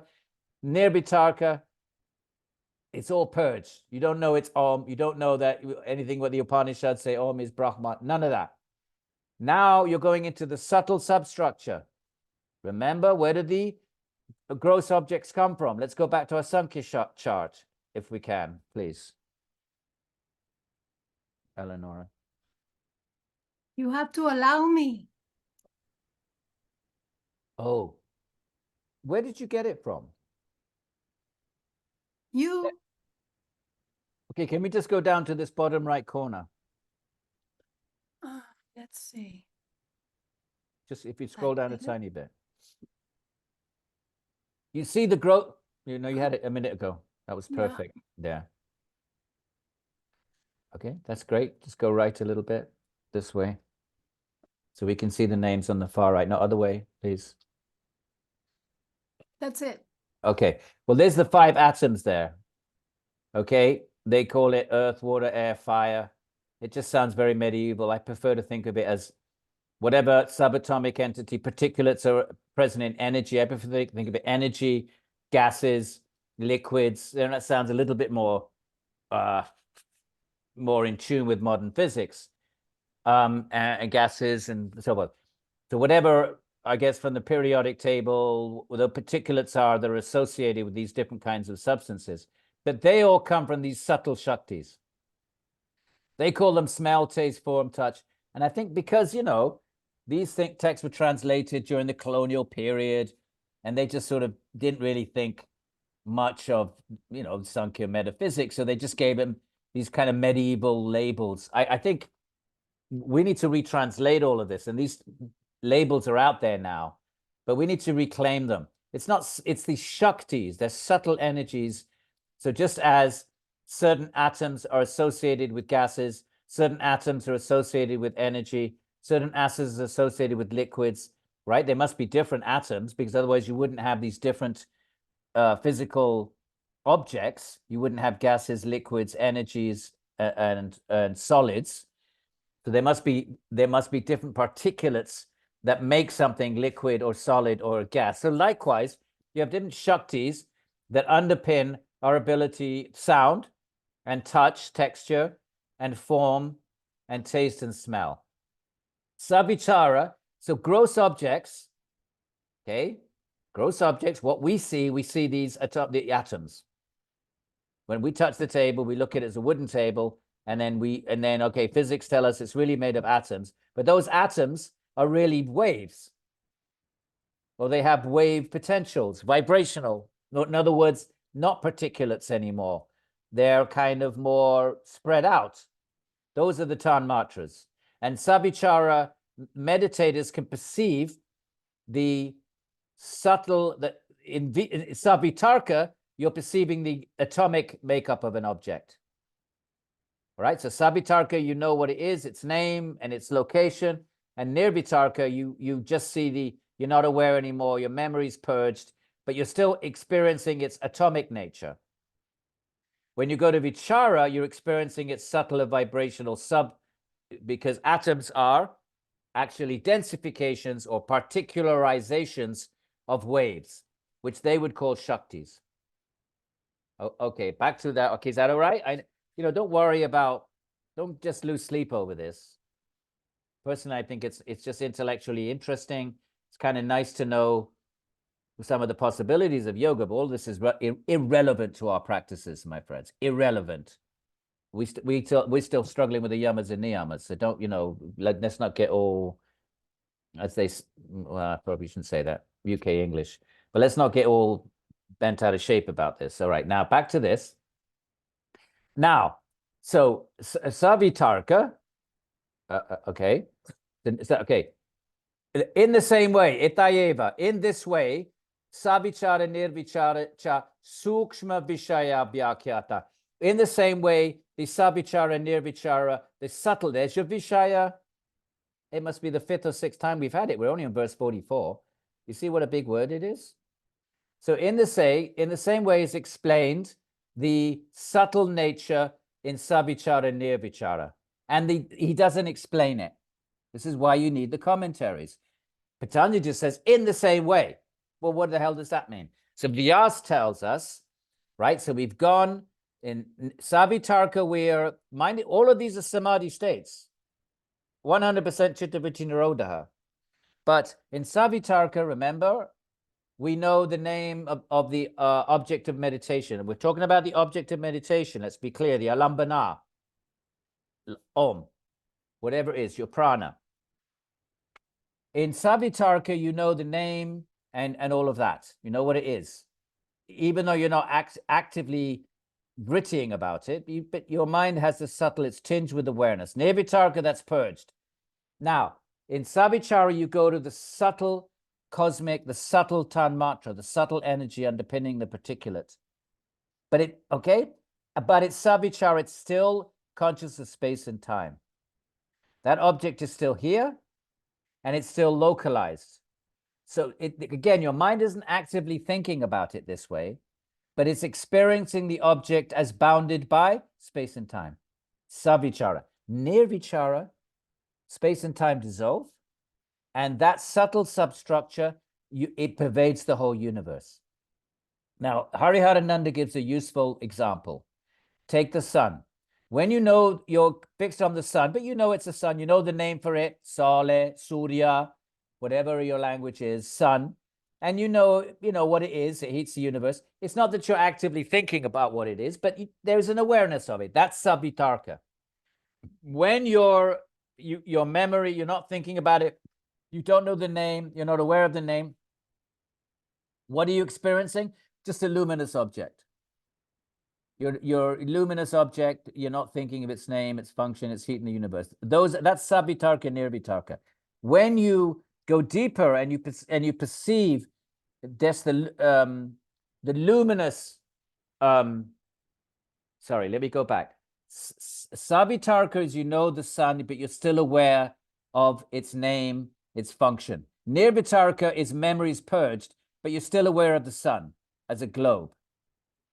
Savichara is when you just perceive luminosity, but it's still localized by time and space. It's here, the sun is here, and there's a now. But when you go beyond here and now, you just perceive luminosity pervading the whole universe.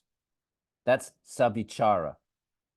So these are the two lower states of samadhi. There were the 4 samadhis, Vitarka, Vichara. Now you have Savitarka, Nirvitarka, Savichara, Nirvichara. And then Patanjali says, here's your Vishaya. The subtle nature of things goes all the way up to the linga. The linga was the buddhi. Remember in that chart, the Sankhya chart, the first thing that comes out of Prakriti is buddhi. So that's the subtlest substructure of everything. So I guess Sankhya would say to our modern day physicists, you got to keep going. You've broken down the atom. You've gone inside that. Maybe you've got these string things. I don't know, maybe that sort of subtle vibrational stuff that are not particulates. Keep going. You're going to get to Ahankara. You're going to get to this more kind of cosmic. I don't know what the hell, how we would translate that into physicist terms. But then you keep going and you get to buddhi, and buddhi would be like codification. It would be like maybe the mathematics. I don't know. I'm just talking. This is not a conversation that I can have. This is a conversation that someone that's grounded in Sankhya and grounded in modern physics can have, and start thinking about, if we were to have this conversation and do justice and not force things into molds that don't belong to, but if we were to try to see whether there's an overlap between Sankhya and physics, what would it look like? Well, then when you get to this buddhi, that would look like some type of, buddhi means intelligence, it means organization, it means, determination, there's a structure to it. So maybe there'd be underpinning it all would be the mathematics of Pythagoras. I don't know. But that's what the verse says. This subtle nature goes all the way to the linga here in the middle. The linga is the buddhi, another term for buddhi, the first evolute out of Prakriti. The first, and this would be the last perceivable thing by empirical science, if you got that far. Let's say Sankhya is an accurate map of, I'm not saying it is or it isn't, but were Sankhya to be an accurate metaphysical representation of the ultimate nature of the universe, were that to be the case, then buddhi would be the last thing that can be empirically known, because the three gunas are going to be totally beyond sense perception and any kind of instrumentation, any kind of macroscope or microscope or hub, and it would be imperceivable. There would be no sign of it whatsoever. And this has nothing to do with the Purusha. We're still in the realm of Prakriti, matter. Three gunas you could never. In fact, Sankhya calls it the inferred one. They say we infer that buddhi evolves from something. So they even Sankhya accepts it can only be inferred that it must exist, like black matter and dark energy.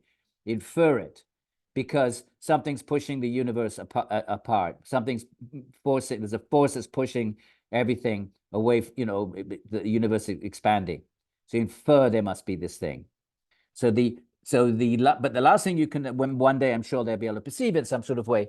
But the last thing you could perceive is buddhi. You could never ever perceive the three gunas, the ultimate matrix. But Sankhya says we infer it must exist because, and I can't remember what their reasoning is, that buddhi is already an evolute. It is not the ultimate matrix of everything. And I forget what reasoning is that they say that's the case. Why can't buddhi be the ultimate matrix? I don't know what we could check that. So these are sabija samadhi. Why are they sabija? Because the mind is fixed on even these subtle things are still mentally being accessed. And anything accessed by the mind leaves a bija, a samskara. Bija is a samskara. So they're imprinted on the mind. So in principle, you can go out of samadhi states and describe them because you have a mental record of them. There's no mental record of nirbija. You can't go out of nirbija and describe what happened. Not like a dream that you can wake up and say, oh, I had this dream, that dream, because it's imprinted on your mind. All the sabija states, they have a bija, a samskara, and that's recorded on the mind. But what nirbija, there's no record. So then you could very well say, well, what the hell do I want to go in a state and I can't remember it? Why is that attractive? What kind of a interesting proposition is that? Well, all we know is that when yogis do attain that state, that the interest doesn't, this world has no more interest to them whatsoever. So we can say that much at least, that the world now ceases to be a place of any interest. Remember the higher vairagya, right? We make connection between our verses. Sartu, right? Vairagya. There's the lower vairagya, and then tatparam, 116, the higher vairagya, guna vaitrishnam, no interest in anything made of the gunas, none of the evolutes, nothing, no subtles, no. This is why yoga is not interested in kundalini and all that stuff. They're going to say, well, that's still guna. That's still guna stuff, all these chakras and mystic sensations and this, right? In chapter 3, we're going to see Patanjali describes the cities, which are of great interest to the Shakta Hatha traditions. And he describes a few of them. And then Patanjali says they're not of interest of real yogis whose minds, they're only of interest of those who we'll see, even Patanjali makes a slightly dismissive statement about those interested in the cities. They're of interest to those whose minds were outward flowing. What does that mean? They're interested in Prakriti still. This is the attitude of yoga and Sankhya and Vedanta to the Hatha traditions. They don't say it's not possible. They don't say it's make-believe. They simply say it's still kind of a little bit, it's still trapped in this amazing high level, but still Prakriti. So Guna Vaitrishnam is the higher Vairagya, right? Disinterest in so that we know that. We know that when you attain the state of Nirbija, You come out of the state and you say, oh, what happened? Well, where'd you go? What was the experience? The yogi cannot explain that because it's completely there's no imprint. There's no bija. If I say to you, you went on holiday, I say, oh, you went to Venice. What's it like? Yeah, and you have all the memories of Venice, and you say, oh, with this, that, and the other. But there is no imprint, and that's why it's near bija. There's no imprint, so you can't describe it. So then you could say, well, should I be interested? Well, whatever it is, when you come out of that state, nothing made of the gunas interests you anymore. So therefore, that state is infinitely more blissful or more. It's a state you just want to go back to. And the Vedantins they give it a name. They call it Ananda. They say Satchidananda. But it's not, it's maybe helpful because then we say, oh, okay, Ananda, I could do it. But we don't have a clue what that Ananda is because it's got nothing to do with any pleasures that we're familiar with, which leave their beaches. Whatever your most pleasant, blissful experience is, leaves a bija in the mind. That's why you can then talk about it the next day. You got a memory. So Vedanta tries to say, okay, this, Sankhya never says Satchidananda. They say Satchid. They don't even bother. But Vedanta probably figures, look, that's not, you're not going to get people interested if you just say Satchid. All right, so they throw out this word Ananda. Right. Now, from that state, we're going to finish the chapter today. So these are sabijas. Nirvichara Vaishara Dye. Now this nirvichara, where your still mind is fixed on the object, but you're not aware what it is, don't know its name, you've gone into a substructure, it's not even localized, it's cosmic, you're having an experience of the subtle, cosmic, substratum of all reality. That Vaisharadya, that clarity you get there, is clarity because your mind isn't cluttered up with atomic, impositions, and, you've gone right to the very core. There's no names cluttering it, no conceptual awareness. You've gone beyond all of that. So now the mind, there's lucidity of the Atman. At that point, and here we're back to the mirror of the mind kind of verse. Because the goal isn't to know Prakriti, it's to know yourself. Is to experience consciousness, that which is conscious. All these states of sabija, the consciousness is conscious of something external to itself. Even it's pervading the substructure of Prakriti. It's not the self. The goal is to know yourself, as Plato said. So now there's lucidity, and there is I would collect this with asmita. The mind knows and even reflects the self back to itself. It's perceiving it indirectly. It's not svarupa vastanam because the experience is going on in the mind, not in the sva. It's not going on in consciousness itself. Consciousness is seeing its reflection in the mind. So that's that verse there. Adhyatma means the innermost self. There is nirvichara creates a vaisharadye, clarity, and prasadam is prasadaha means like lucidity. There's lucidity of the innermost self. There's a viveka or a prajna. There's so many words mean more or less the same thing. There's like 3 or 4 words in the Yoga Sutras. Viveka, prajna, ritambhara, his ritambhara. Prajna, his prajna. Wisdom, truth-bearing. Rita is an old Vedic word. In the Vedas, Rita was that which kept the whole universe going. Later on, it becomes Dharma. Dharma is that which Dra means to uphold, sustain. The Dharma sustains the world. So the Rita was the cosmological order, which in the Vedic time was maintained by Vedic ritualism. You had to do your Vedic rituals, and then Rita was preserved. So what does it mean? Ritambhara, truth-bearing. So the commentators just connect this with viveka.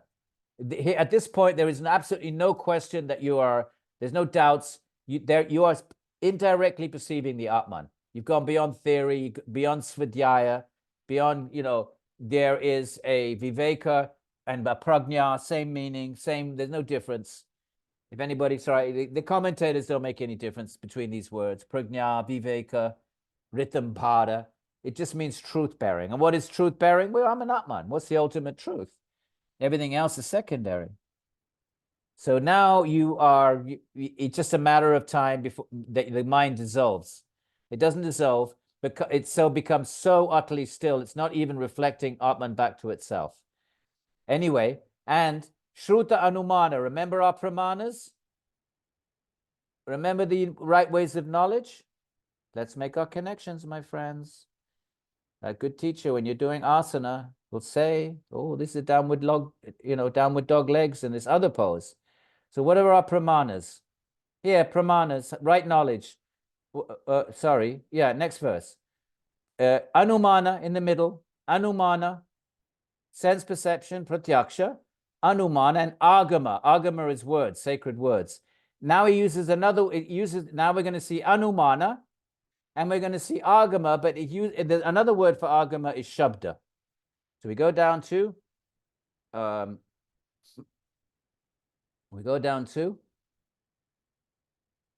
just got 3 more verses, Brahma. We're done for today. So Shruta is agama, anumana, pragnabhyam, anya vishaya, vishesha. Here's your vishaya, my friends. Somebody count how many times we have this word, vishaya. Vishesha artava. Right. What is he saying? He's saying when you know, in these Savitarka Nirvichart, when you know your object, when you're experiencing your object, you're experiencing its particularity. When I say something like an atom is a universal. What the philosophers call universal. When I say there are cows in the field, that word, the cows, is a universal. I'm not talking about a particular cow called Bessie. So the philosophers say, Aristotle, as well as the Nyaya school, on what grounds do we say the word chair? Why don't we just say, in this room, there's an object with 4 legs, and then in the other room, there's another object with 4 legs. One chair is completely different from another. What gives us a right to say there are chairs? What is the property of this category of things, whether they're cows or chairs or anything, that allows us to group them together with other things that seem of the same kind? Why don't we call each one a different name? This chair is amagama. This other chair is abracadabra. This third chair is is blah, blah, blah. Why are we allowed to say, I have chairs in my living room? The philosopher has to have an answer for that. And so some philosophies, not the Buddhists, they didn't like this, but Aristotle did, and the Nyaya said they must have a property. They must have something about them that, over and above the fact that they have 4 legs, they must be something about, they must contain some metaphysical property. And these are called universals. So when we talk, we use universals. We say, okay, I sleep in a bed. Well, I say I sleep in my bed. And all of a sudden we have the word bed signifying 2 completely different objects. How does that come to be? Buddhists would just say, well, they're similar. They're similar enough. We put them in so they would have a more sort of a common sense. But the philosophers would say no. They have reasons why that's not good enough. All right, so that's called a universal, and you'll find that in Greek philosophy. Now, usually when we use language, we don't have the particularity that my bed. We use the other forms of knowledge. Words are universal. If I say there are cows in the field, I'm using 2 universal, fieldness and cowness. Each field is different. Each cow is different. But when I say there are cows in the field, I've employed words, the shruta, and inference. Wherever there is smoke, there is fire. I'm using the universal of smoke. It always has the universal of fire as its cause. So these are universals. So what he's saying here is when you perceive the object of meditation, you've gone beyond its universal, beyond the fact that it's part of a category of things, and you're perceiving its subatomic reality. And this is higher pratyaksha. Notice he only says words and inference. He doesn't say pratyaksha. Why? Because this is a kind of alokika pratyaksha. This is experiential. There's 3 forms of knowledge: sense perception, logic, and words. And each of them has a para, a higher form. So sense perception is experienced through the senses, but svarupa vastanam is experience but it's still experience. It's transcensual. Likewise with logic. Okay, I think we're getting a bit too. So he's just saying that in these high states of samadhi, you know the subatomic structure of the thing.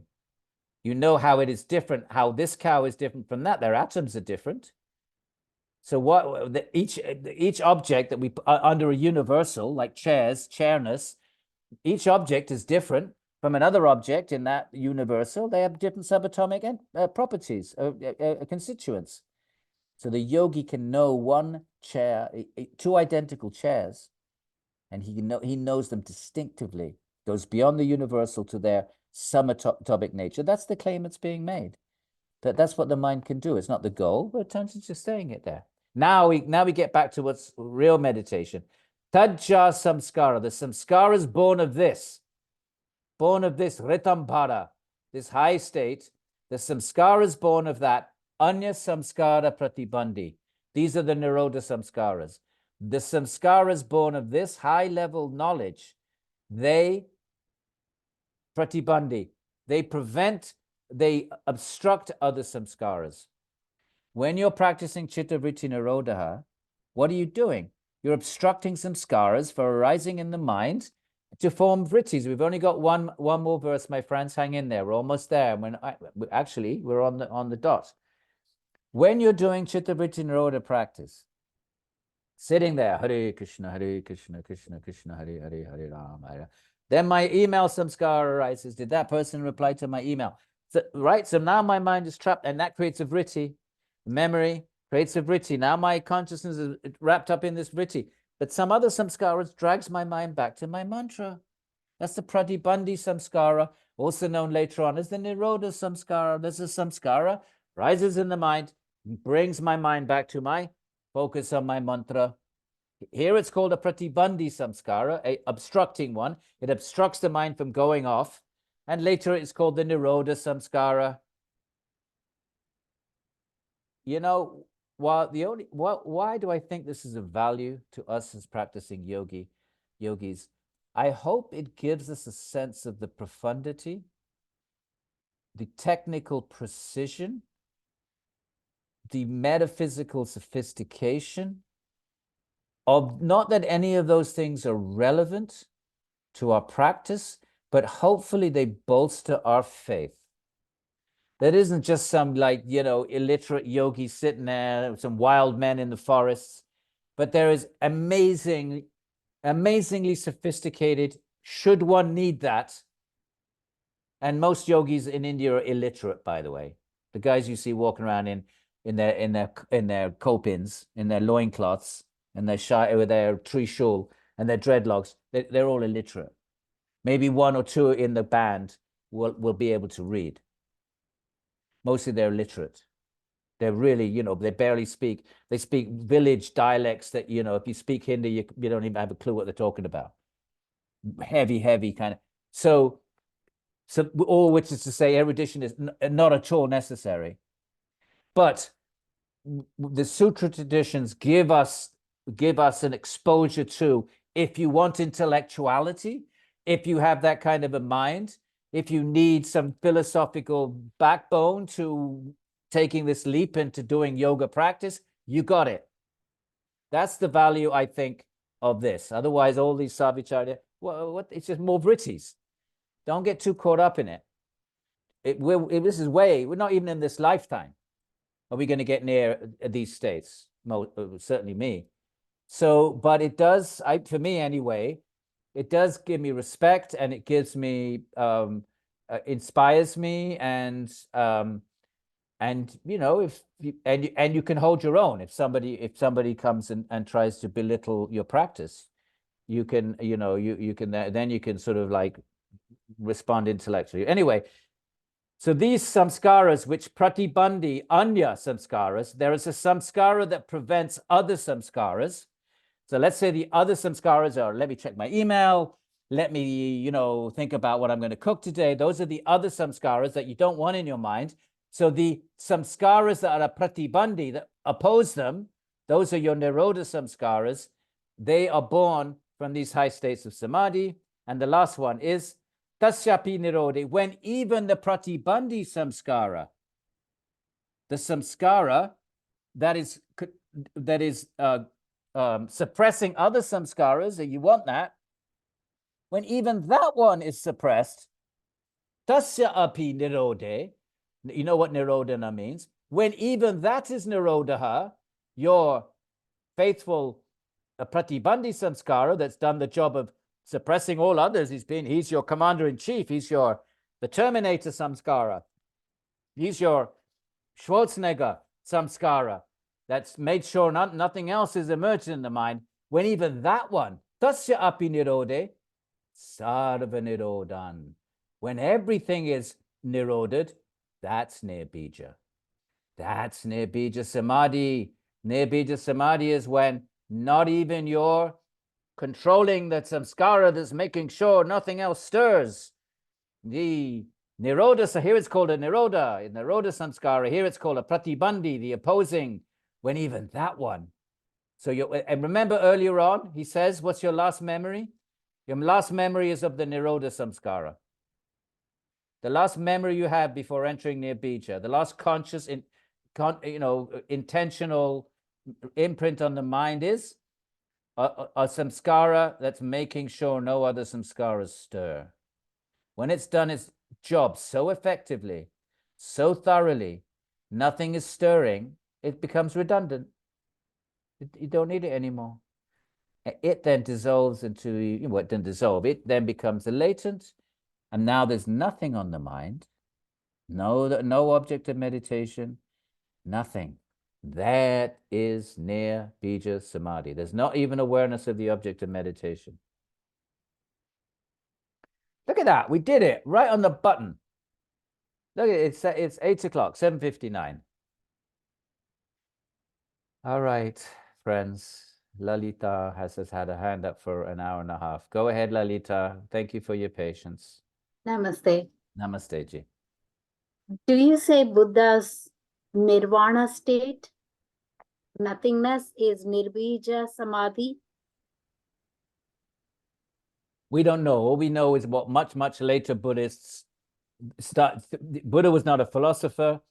He's not, his teachings were just, more about freeing, the Four Noble Truths at the core of the teachings, right? You're suffering, there's a cause, that's your desire, there's a state beyond it, and there's a path. He was not a philosopher. So any kind of attempt to answer that comes many centuries later, and then you have the various Buddhist schools.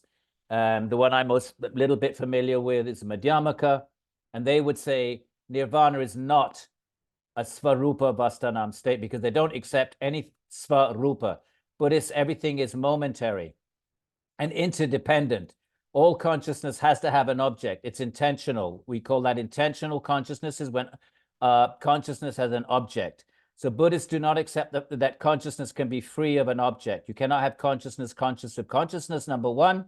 And number two, that consciousness is momentary. It is not sat. So therefore, whatever the Buddha, and then there's this famous, what do they call it? Tetralegomon or something. I forget how the word that, does the Buddha, has the Buddha Tathagata? Has he gone there? Has he not gone there? He's neither gone, he's not gone. You get all this kind of these not really koans, but they're attempts to sort of jolt us out of our cause effect. Well, to answer your question, no. Buddhism, the yoga debates, Vedanta debates and rejects the Buddhist momentariness, because they obviously they have to, because Vedanta says that the Atman is Sat. And yoga would say it's Svarupa, it can be absorbed in its own nature. Eternally absorbed in its own nature. No, Buddhists would say consciousness always has to be conscious of other. It can never be Sva Rupa. So they're not, so they are, and their theologians don't think they're talking about the same thing. That's why they debate, and that's why they kind of rebut each other philosophically. So I don't think, I think nirvana is an enlightened state. I think it is a state, a transcendent, but I don't think it's the same state. I don't think that all moksha states are the same. I've said that many times in these videos. I think there are different enlightenment experiences, and they are not the same. And the Buddhists have never accepted like a Brahman or a state beyond Prakriti. Nagarjuna, most famously, the Madhyamaka, he's like a second Buddha. He said samsara is nirvana, nirvana is samsara. So it's an enlightened state of being within what we call samsara. That's the Buddhist nirvana, at least according to Nagarjuna. It's not something completely other, as Brahman is other. Atman, Purusha, is other to Prakriti. Brahman is other to samsara. That's not the Buddhist nirvana, certainly not the Madhyamika. So whatever that state is, and I have no doubt it's real, and it's exactly what the Buddhists say it is. It's not what the Vedantins are talking about, and it's not what the yoga. So either you say one is right and one is wrong, or you say they're both right. And if you say they're both right, they are not talking about the same thing. Therefore, if we wish to accept them as both true, and why shouldn't we? Enlightenment itself has different possibilities. And I've said that many times, and that's my position. Especially as a bhakta, I've also said many times, bhaktas are not interested in Swarupa Vastanam. So they're interested in a whole other different kind of liberated possibility with a distinct Bhagavan in a relationship of love. So that's the best I can do. Thank you. Thank you. Prashant. Thank you, Edwin, and Namaskaram. I Namaskaram. just want to build upon my question from the last session around the Brahman, Ishvara, and Bhagavan. Now, the Ishvara Pranidhana that is referred to in the sutras, is it a sort of a proto bhakti, or is it because we are not referring to Bhagavan here, right? So is it a proto form of bhakti, or is it just a chanting of Om, which will give you is it a Nirodha practice, which will, by just chanting the Om? Yeah, Ishvara is a Purusha Vishesha. He's a real being. He's a real being. He's not a mental construct, and he's definitely not some other liberated a proto-yogi, because he's never been affected by klesha and karma. His omniscience is unsurpassed. So he's the Ishvara of the philosophers. And the Ishvara of the philosophers is the creator of the universe. Even though Patanjali doesn't speak of creation, why should he? He's not talking about creation. He's talking about meditation. There's no reason to doubt he understands Ishvara in the same ways everybody else did, and Ishvara in Vedanta is the creator. But it's just when you use the term Ishvara, you're just talking about a personal, intelligent being who creates. He's omniscient, omnipotent, but it's kind of vague. The minute you talk about Bhagavan, then that Ishvara takes form and qualities. At that point, you're going to have to, you'll be expected to say Bhagavan Krishna, Bhagavan Shiva. You're going to be expected which Bhaga, what set of Bhaga? Bhaga means qualities. What the Van means possessor. What set of qualities are you talking about? Are you talking about the wonderful Shiva with his beautiful white effulgent, or are you talking about the gorgeously sweet Krishna with his beautiful blue and his lotus eyes? You're talking about the majestic Narayana. So Bhagavan is now when Ishvara manifests form, quality, Nama, Rupa, Guna, Lila. Nama has a specific name, like tree is just generic. Ishvara is generic, but then an apple tree now has a Nama. It has a particular rupa that's different from an apricot tree. It has a qualities, and it has a lila. It produces a certain kind of. So now that's Ishvara. And then when we use Bhagavan is when Ishvara manifests in the world. And Brahman is even more generic still. It just means the absolute truth. And in fact, for some, Brahman is beyond Ishvara. But Vaishnavas, Brahman is Ishvara. Krishna says in the Gita, I am the basis of Brahmano hi pratishtaham. I am the basis of Brahman. So for Vaishnavas, Ishvara is the source of Brahman. For the Advaitins, it's the other way around, that Ishvara is secondary, derivative to an impersonal Brahman. So that's a different kind of conversation that's going on in Vedanta.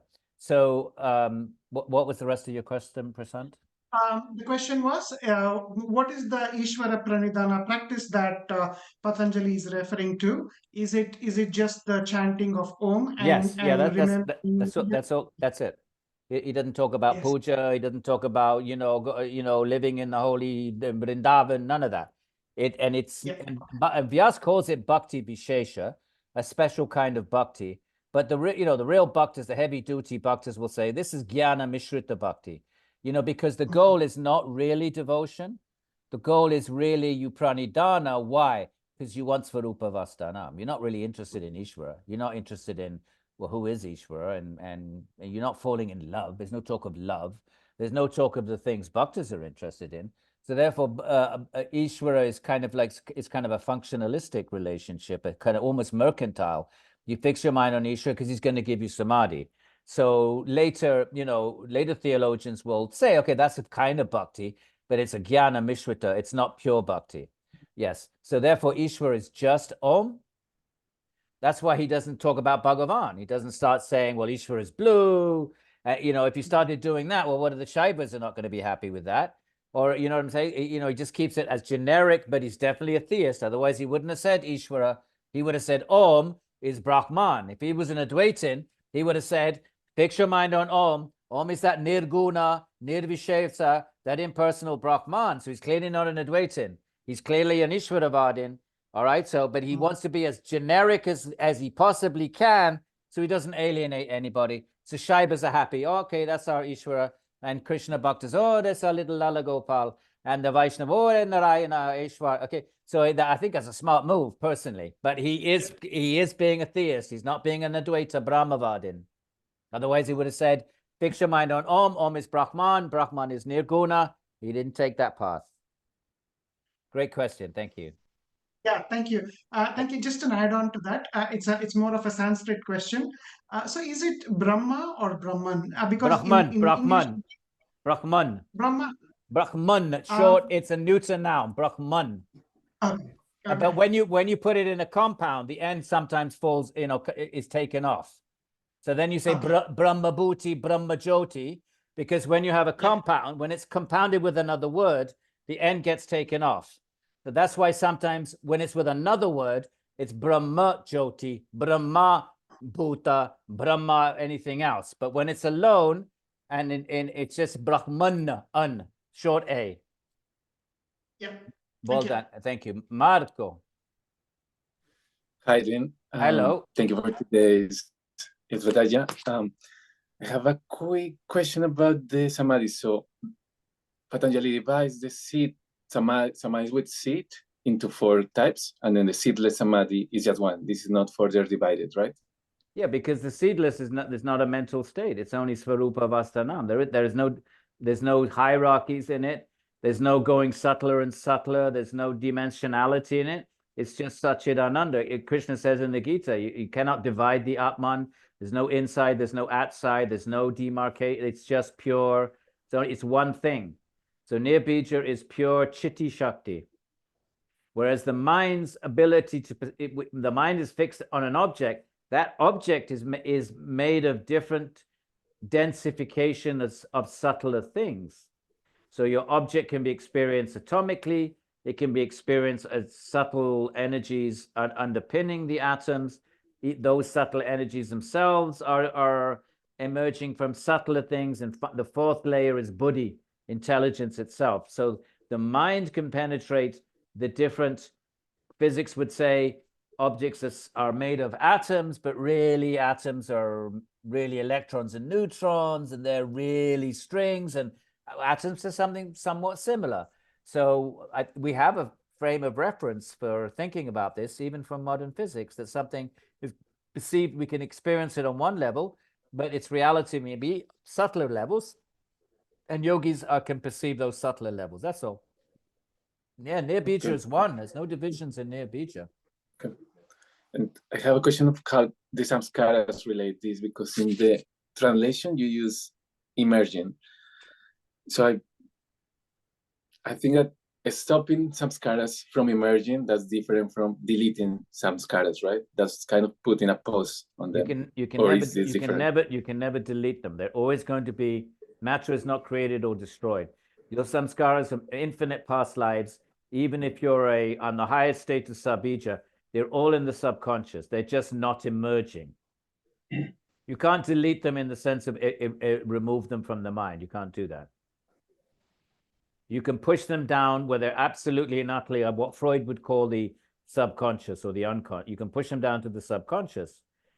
Just like all of your past life samskaras are all there. Where are they now? Subconscious. They're not emerging in your mind, but they're all there.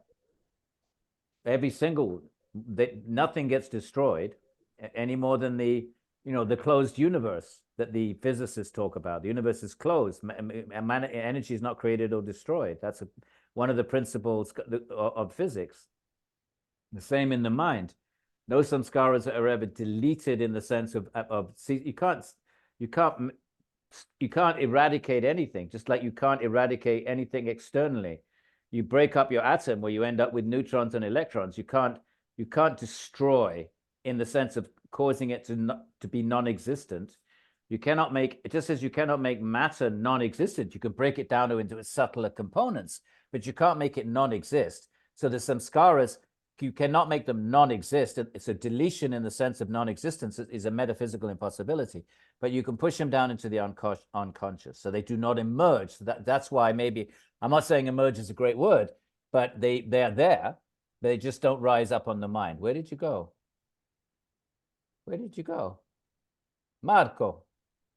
He disappeared. Okay. John. We'll take Hi, John, thank you. John and Shanti, and then we're done, my friends, for the evening. Because anyway, we don't have any more hands up.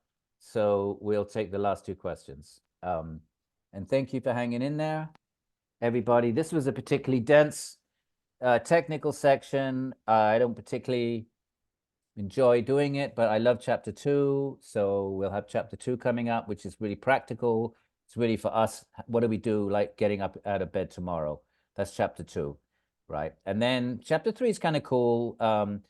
It's a lot about the cities, mostly because the cities, I used to think Patanjali was talking about, because the end he just says they're of no interest. He just dismisses them. So why does he spend half a chapter talking about them? I used to think, well, because these cities kind of just happen unexpectedly, and you might find yourself levitating or something. But now I changed my mind on that. And I think, and this is me, so you don't have to take it seriously.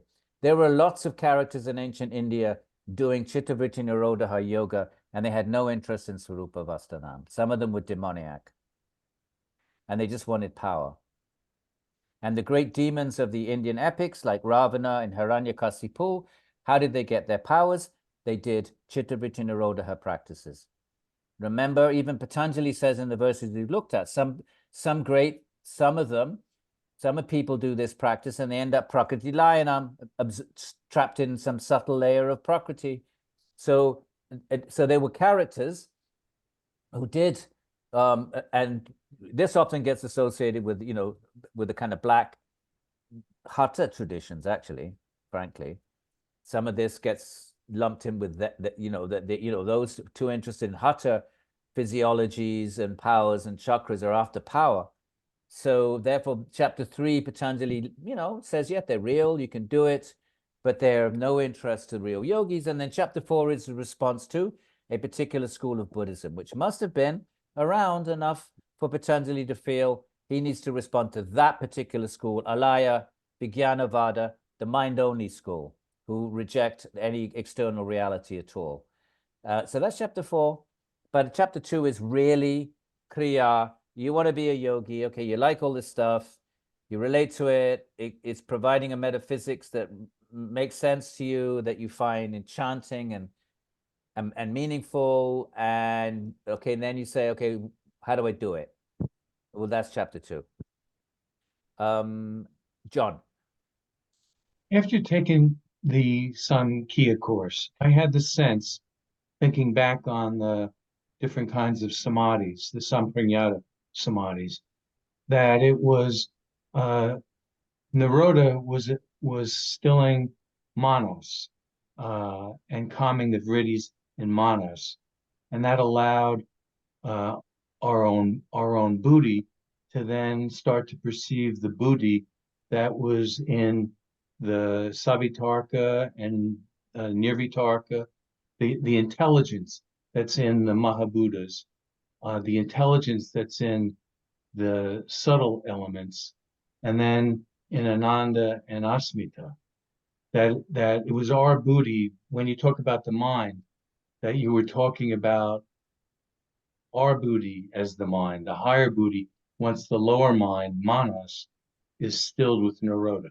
Is Yeah, that yeah. a fair statement? I think that, yeah, I don't have any problem with that. Nirodha Samskara would be buddhi, though. The Nirodha Samskara would be buddhi, Okay. right? That samskara That's what lands you in buddhi. that is buddhi, because buddhi, if buddhi is active, it's creating samskaras. Anything that acts in the mind is creating a samskara.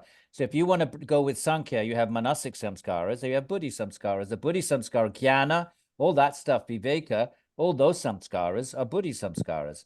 And manas would be raga, and you're right, they will be the more mundane ones. Okay, so let's have a look at, actually, I was going to read this with you, so thank you for this. Let's have a look at this metaphor and see if it helps. Kata, okay? Right. Now, Kata says, down here, know the self as a rider in a chariot, famous metaphor. The Atman is, okay, you got the chariot, right? The chariot is the body. And the Atman is the rider. And the body is the chariot, okay? You got a chariot, and there's someone riding it, sitting the passenger. Notice the passenger's doing nothing, okay? Now, know the intellect, your buddhi, John, as the charioteer. That's the actual driver. The mind as the reins. So the mind is, the reins are connected to the horses. The senses, they say, are the horses. So the mind is connected with the external. So it's connecting, it's sorting through all the sense data, recording it, desires, right? The sense data that's pleasurable become desires. That's all in the mind, all in the mind. And so it's, in one sense, the most active sort of thing, because it's dealing internally with the memory and externally with the senses. But the intellect is the charioteer. It's actually deciding what to do with everything. So when you're meditating, the Nirodha Samskara is the charioteer that's controlling the mind. It is saying, and it's blocking the mind from throwing up any other kind of samskara, any samskara at all. So that's, I don't know if that metaphor is helpful, but if you want to think about it in Sankhya terms, it helps, because instead of saying the chitta is controlling the chitta, you might be able to say, well, there's one aspect of the chitta is controlling another aspect of the chitta, and the manas is the vrittis, the samskaras, the thoughts, the desires, emotionality, all that's going on in the manas. And just related to this train of thought, Ananda, we know what the Mahabuddhas are and the subtle elements are. And then Ananda is the causal plane. It's the causal aspect of what is it, the object that we're perceiving? Everything is the three gunas. So if you want to talk Sankhya, you have to use the language of the three gunas. Okay. And they wouldn't use the language of, if you wanted to use it, okay, Ananda Samadhi, fair enough. So that is the sattvic, when the nature of sattva is pleasure, is Ananda. Okay. I prefer to keep the word Ananda for the Great, Atman, okay. because if you want to make a separation between Satchit Ananda of the Atman and the fact that sattva is a prakritic guna, but it has, I prefer to use sukha for that, but clearly not everyone is following that. So yes, that Ananda Samadhi is still a mental state. It's a prakritic state. So at some point you have to connect it with one of the gunas. It's obviously not rajas or tamas. So when sattva is maximized, the qualities of sattva become dominant, one of which is Ananda. Beautiful. Got it. Okay. And then the final one, the asmita is adhyatma in Nirvichara Adhyatma Prasada. It's the reflection of the Atman on our buddhi. Yes, sir. Perfect. That's it. Okay. And that's the real asmita. And that's different from the klesha asmita, which is I'm body mind asmita. Asmi means I am. So there's two answers to the question I am. Avidya answer to I am is I am body mind. That's what we all think. The enlightened answer to the question, who are you, is Asmi Brahman Asmi. I am the Brahman, I am Atman. So Asmita can be Klishta or Aklishta. So when the mind or buddhi is reflecting the Atman, and that's the real Asmi, that buddhi now has an imprint. It has some kind of I mean, they don't talk about it as a samskara, but it must be a samskara because it's sabija. So there's some kind of a record on the mind of asmi, which is the real asmi.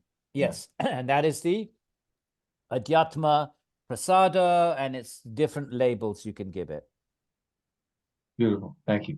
Thank you. Shanti, last question, my friends. Everybody, anyway, everybody else doesn't, nobody else has a hand up. Mine is a very ordinary question. We talked about nirvitarkas and savitarka. So in nirvitarkas mad, you talked about that being purging of memory, devoid of samskara. So is Well, that we're not devoid meaning memory. Maybe I should have phrased that a little bit differently. And I don't know how to get you up here. Where did you go, Shanti? I'm right here.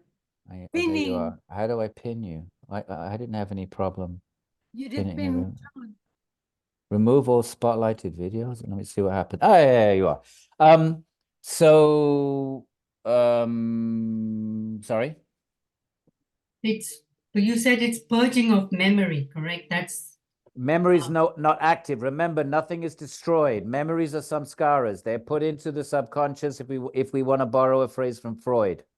okay. Then my question is, how is that different from dementia, Alzheimer's? Is that the same state? Would they be experiencing very similar? Well, I obviously not, Shanti. When, dementia would be a loss of memory that's caused by tamas, that's not in your control. And it is an awful state because you're not absorbed in the Atman, you're not absorbed in the sattva of the mind, you're not absorbed in the ananda of the Atman. Your mind is covered by tamas and you're confused and you lose. It's awful, it's horrific. And you lose you don't even know who your relative. That's a tamasic state. But horrific for whom? For the observer, the person, or the person experiencing the it, person not having that at all? For both, Shanti. It's a horrific experience for the observer. If you've ever had to care for someone with dementia, you would know that. And it's an awful state of suffering for the person who is experiencing. And how do you know that? You just perceive their face, they're crying, they're yelling, they're fighting, they're punching, they're just freaking out because they don't know how to deal with this inability to function. It's a tamasic state and it's massively unfortunate. Now, in these are voluntary states that the yogi wants to go beyond memory, beyond all kinds of conditionings on consciousness, and wants to experience consciousness itself without any upadhis or conditioning, and can snap out of it any time. And is experiencing first of all the bliss of the pure sattva, and then the actual bliss of the Atman itself. They're completely opposite ends of the spectrums. The only common denominator being, okay, memory isn't active. If that's a common denominator and that's the point, well, fine. Yes, there is a common denominator, but the experience is not the same, just because the memories are being pushed into the subconscious. Well, I mean, I've had a very prolonged personal exposure to dementia in my own family, so I know all about dementia. So in one case, it's a conscious way of erasing all memory. Yeah, because you want to go to a state beyond memory, beyond the mind, because you want to experience your nature. The mind is not you. It is a parasitic overlay. It's a parasitic bondage. It's a bandhana. It's you're bound by it. You're trapped by it. You're lost your own autonomy because of this karmically imposed sheath you're in. It's like a straitjacket. So you want to go beyond that to your true nature. Whereas dementia is just an awful state of entrapment where you've lost all control over your cognitive faculties. Your memory is lost, and it's terrifying. As somebody who's in that state, they're terrified. They don't even know how to get back home. They could walk out the house and then they're wandering around for weeks. I mean, there's a completely opposite end of it. But it is true that there's certain things have common denominators. For example, a sattvic person is detached from the world. A tamasic person is detached from the world, but for very, very different reasons. The tamasic person is detached because they're lazy, and don't want to do anything, and they're, you know, very the tamasic detachment, completely different from the sattvic one, but there's a common denominator if we wish to seek it. My friends, we're going to call Thank you it. so much. That we- clarified my doubt. Thank you. You're so welcome. We're going to bid you good night. Marco, you already had a crack. Prashant, we go next week. You'll have another chance. Your hands are still up, but you all, hopefully you got one question in there. Good night, everybody, and we will see you. We did one chapter, and how many was this? Our fourth or fifth, whatever it is. We'll keep going, and have a good night. Beautiful. Thank you. Thank you. Goodbye, Good Edwin. night. You're welcome. Thank you so much. Namaskar, Edwin ji. Namaskar, Ciao. namaskar Thank ji. you. Ciao, ciao. Ci vediamo, ciao. Thank you so much. Thank you. Namaste. Namaste. I'm just checking the chats to see if there's anything I need to know about.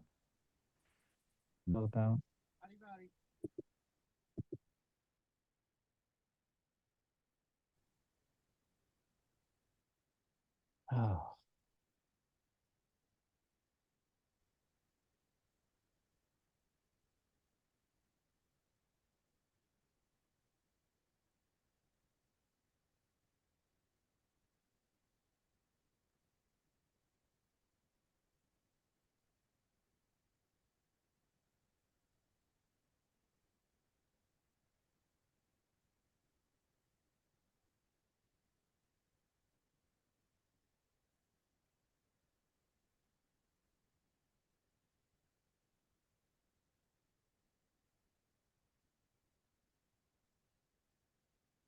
Brahmaji, I'm done. Let me just let me turn off my mic. Oh, will it stop recording? Wait. Oh, Stop- I forgot stop. because I'm I'm being kicked